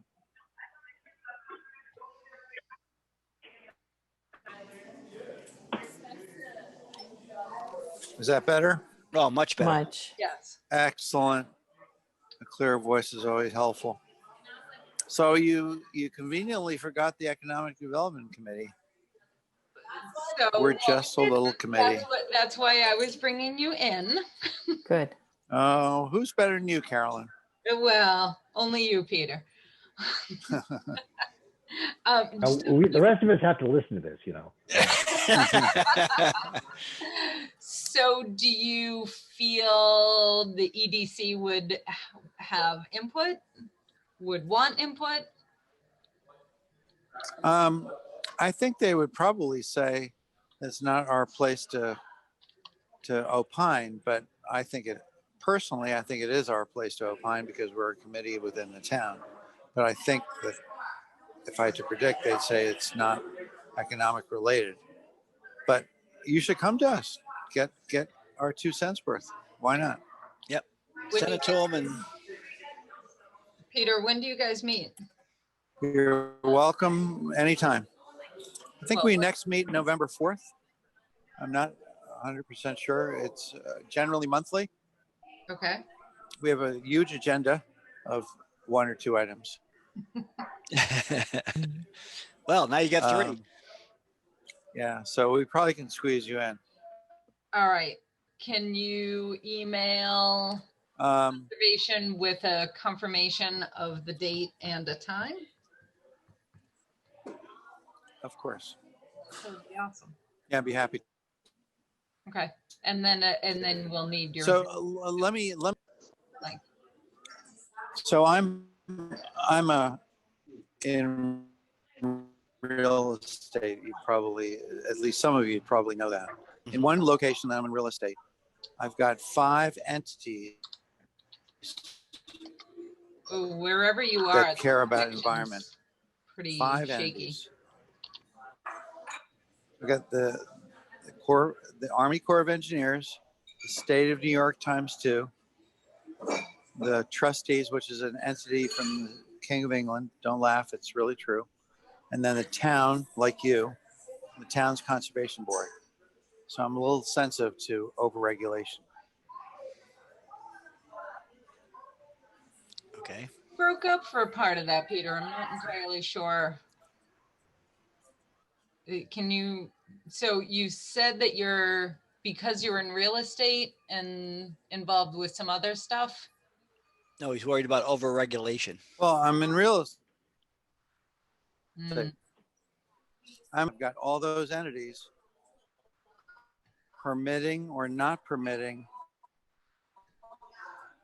the drilling of a hole for a core sample in my lawn, for example. Okay. Or repairing a dock, or repairing the deck attached to the hard structure of my house. So none of that even. I think that's a little overdone. Okay. I understand it's not applicable here, but I do think twice about overregulation. I definitely think twice about the town regulating and then the state regulating. I'm not saying it's wrong, but I'm sensitive to it. And Good. once I see a draft of the new proposed bylaw, I'll consider it. I remember the one from a couple of years back, and it seemed perhaps overregulated, but I don't really want to. More streamlined. Okay. Yeah. So if you have a draft of the proposed bylaw, inversely send it to me, and I'll give you my personal opinion. Peter, if you want to hear. Peter. Yes. If you email conservation, just so I have your email, I will email it to you. Sure. Okay. I'm traveling right now. I'm in northern New York right now, but I'll do it by Friday. Okay, great. November 4th is a Wednesday. You guys start at 6 p.m. Conservation starts at 7. I wouldn't be able to attend the November 4th economic development meet because I need to prepare for this meetings. But if you know, perhaps Carolyn or some other people can jump in, you know, between 6 and 7 with economic development on November 4th. Yep, I can. We're very flexible. So if that meeting doesn't work or that time doesn't work, we can pick another one, and you can provide some input as to when your next meeting is, so we don't conflict with it. That's easy. Who's on the committee? So it's Jeff Green from Clinton Savings Bank, general manager, or the manager of the branch in Berlin. Yeah. Paul Anderson, scientist, works elsewhere. And Jason Rowell, Wegmans general manager, a mere 500 people work for him. Can you imagine? Is Keith still a member? Nope, he dropped out 6 months ago, Really? something like that. Oh. Yeah, Hmm. he was having too much fun. It was just too much for him. All right. Thank you, Peter. I'd like to move on with the agenda now because we have a couple more things to deal with. Okay. Thanks, Peter. Thank you, Peter. My pleasure. My Okay. pleasure. Have a good night. You Good night. too. Robbie, John. could you mute him because of the background noise? John, before we move on, so I made a list. Yep. So I went to the Town of Berlin website and looked at all the committees and Yeah. boards. Yeah, I was doing that too. Yeah. So the only one that I added to the list that we had made is the Agricultural Commission. Okay. So so there's 1, 2, 3, 4, 5, 6. There's 6 of us. If two of us commit to, then we can. Yeah. There should be 2 of us at each meeting anyhow. Yeah. Yeah. I'll make as many as I can, 2 Yeah. or 3. I'll make as many as I can. But if the rest of you could sort of like hone in on 1 or 2 of those boards, that'd be great. Yep. Okay. I'll let you ponder that, and I'll pester you with emails because I want to move on to a couple of things before I myself run out of gas. Okay, so I won't read my emails. I'm gonna bring him drop over. out. You guys have a good night. All right. good Okay. night. Thanks. Bye, Thanks, bye, Peter. I will print them out and staple them to your chest. Move along, please. Okay. Under old business, ATV traffic 40 Ks, Officer Gromley. Have you contacted Officer Gromley? I haven't heard from him. Will you do did that? right after we put the signs up. I sent him an email with a photograph of the signs and haven't heard back from him. All right. Would you do that for us, Sure. Sir Walter? All right. Ooh, Okay. Sir Walter. I know. I'm really trying to get him motivated here. All right. Next, I have.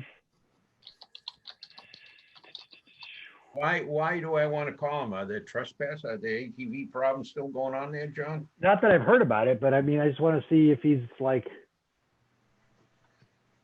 following up with it, I don't know. At least going out there on occasion and see if he can catch somebody. He was saying he couldn't like enforce it unless the signs are up. So the signs are up, so he could just drop by every once in a while and try to catch somebody on their ATV. Okay. So next, I just do want to talk about one thing here. There was a trespass at the Therian. Yep. So the Sue Therian, I maybe contacted Louise first. I don't know. Somebody had, a couple of cars had gone into the parking lot. One of them had driven down in the field, and her husband went down to try to talk to them, and they just drove off, and they were pissed off. Yep. So I reached out to Dan Stimson just to get a little background, and I learned a lot. So much to my surprise, that parking lot is owned by the town. Right. Yeah, I didn't know that. Here, let me try to pull up the plot plan. Mm-hmm. There we go. Share screen. So, and I have to blow this up. Yep. So that right there is owned by the town. Right. Yep. And then I didn't know that. Cut it out. Cut it out. Damn it. So, and then this right of way is not part of the CR. It's a, what do you call it? trail easement that's separate from the CR. Mhm. It's an agreement with the town. So you can see the trail easement goes down along the stone wall here, crosses over that sort of culvert area. Yep. And then goes straight Uh, out. Yep. And then it goes out to where the, sorry, I don't know why my computer's misbehaving. The So, operator. yeah, probably. So, the question is, since the town owns this, and they're having a problem with people driving along their field, and the CR allows for fencing that doesn't interfere with sightlines or wildlife movement. Should the town put up a split rail fence? Or why not just drop a couple big rocks? Right. Well, So- because it's too much area. It's a lot of rocks. That would be a lot of rocks. Right. If Walter and Steve, correct me if I'm wrong, the reason that remains open and unfettered is because they hay that field. That's correct. That's how Jake gets in. That's how Jake gets in there to the field. Right. So we have offered numerous times to do something to restrict open access to the rest of the property. Highway department mowed that. I think They do. mowed it a couple. Did they mow it? Yes, they do. As long as they mow it anyway, then Jake could get in there and go down to the southwest, that side. Not if we Would block. put a fence along the southern boundary of it. So they could, if you ask the highway department, they would probably do it. But Jake needs a lot of area to get in. He's got a big baler that goes in there that hangs off the side. What do you need? But you've got that whole, like I'm saying, the southwest side of that rectangular lot, leave that open and just kind of put something at the corner and run the fence up. This way? Yeah, yeah. I mean, we can certainly offer that. Like I said, this is not the first time there's been problems with people trespassing. I think we put up some new signage along the trail. A couple, God. Yeah, no, there's down. There's signs down here. Yeah, the signs haven't worked. Right. Well, we also put up new signs at the parking area, I believe, as well, some years ago. Yes, we did. Yeah. On the south side, it was by the wall. Yep. Yep. And those didn't work? A livestock fence just along that southern border of it with a sign on private property would be adequate. Does anyone want to call Sue and try to negotiate what a good solution would be? Did she talk to Louise first? Yeah, Louise isn't here right now. I'll call her. Yeah, or I can talk to her, either one. Okay, Steve, you're on. Steve, yeah, because I've given Walter like half a dozen things. Okay, I'll talk to her. I actually get along with her real well, so that's key. We don't want that to happen, what just happened. And we just need to figure out the best way of preventing that from happening. Yep. Okay, I will touch base with her. All right. Great. All right, next, community outreach Fall Earth Day cleanup. So Liz and Louise have done quite a bit for this. There's posters, and they're going to have like little coupons for kids, so they can get $1.50. Is it just for the kids? Liz, you want to talk about what you and Yeah, I'll be I'm a brief. kid. So I think it might be $2 now, and they can hopefully use it for ice cream, or we're looking into apple cider donuts and coffee, maybe at the general store. And we're going to man or person the table all day from 8:30 to 2. And Louise wants to know, is Steve going to volunteer? Because everyone else has spoken yes or no. Oh, yeah, I'll be out there. That's the 17th, right? The 17th. Yep. Yeah, I should be available. Yep. Great. This weekend And, this weekend I'm out straight. So, Yeah. But I think we've but done well I with, mean, my volunteer, what are you asking for me to do? Usually I drive the truck too, but I don't think that's happening this year, right? she's got a couple volunteers for the truck. The reason we're ending at 2 is we have to get them to the transfer station by 3. Oh, so you got the dump truck? Yeah, Oh, okay. yeah, I can do that. No, that's not a problem. that would be great. Okay. I And didn't realize you're getting a dump truck because I know with COVID, I wasn't aware that that was happening.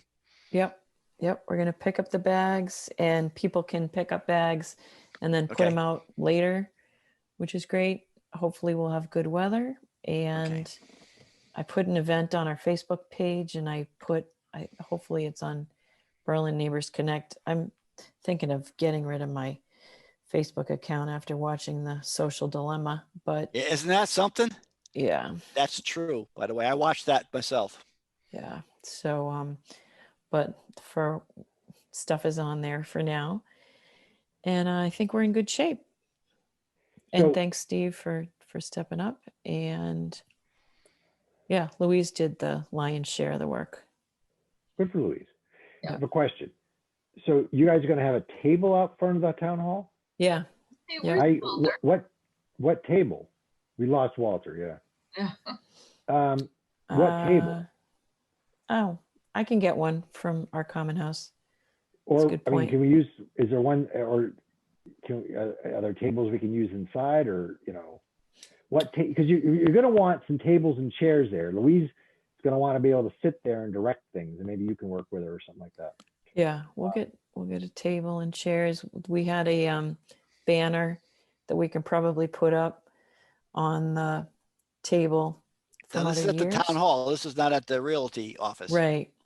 Which Okay. I'm hopeful will give more visibility and get more people. We're going to put extra bags after that in the lobby because the lobby's going to be locked. But Louise was checking that I think we can go in and use the restroom. But No, you can't. No. you can't. No, you can't. Yeah. So the foyer is Is open. Everything else is closed, and you can't use the restroom. And you can't really go behind the building because they're watching. They got cameras. Because you've tried. Right.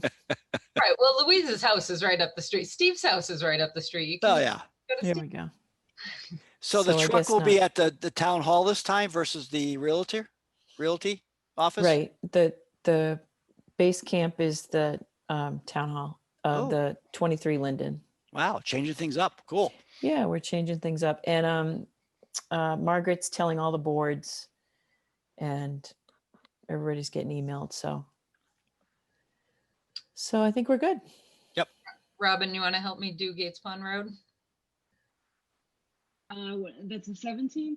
Yeah. Yeah, I probably can. I know I have a couple things going on. I'm sure I could find, an hour or so to do that. Cool. Wow, And you can- Carolyn's you not can- working this year. Well, Whoa. that's why we picked, one of the reasons we picked the 17th is given the option, I was like, that is the day that I can do. I figured Yeah. you'd volunteer for overtime. And I did, and I did it well, we didn't do it in the spring, but no, I did do it this spring, even though we didn't officially have the day. Mm-hmm. And I did it last spring, Steve. So Gotta pick so on talk ya. it up, and people can take bags and do them anytime. Yep. And then just call the town, and if they see them, they'll pick them up anyway. Yeah, we have So, up in the closet is a big box of bags, and Louise thought that would be sufficient.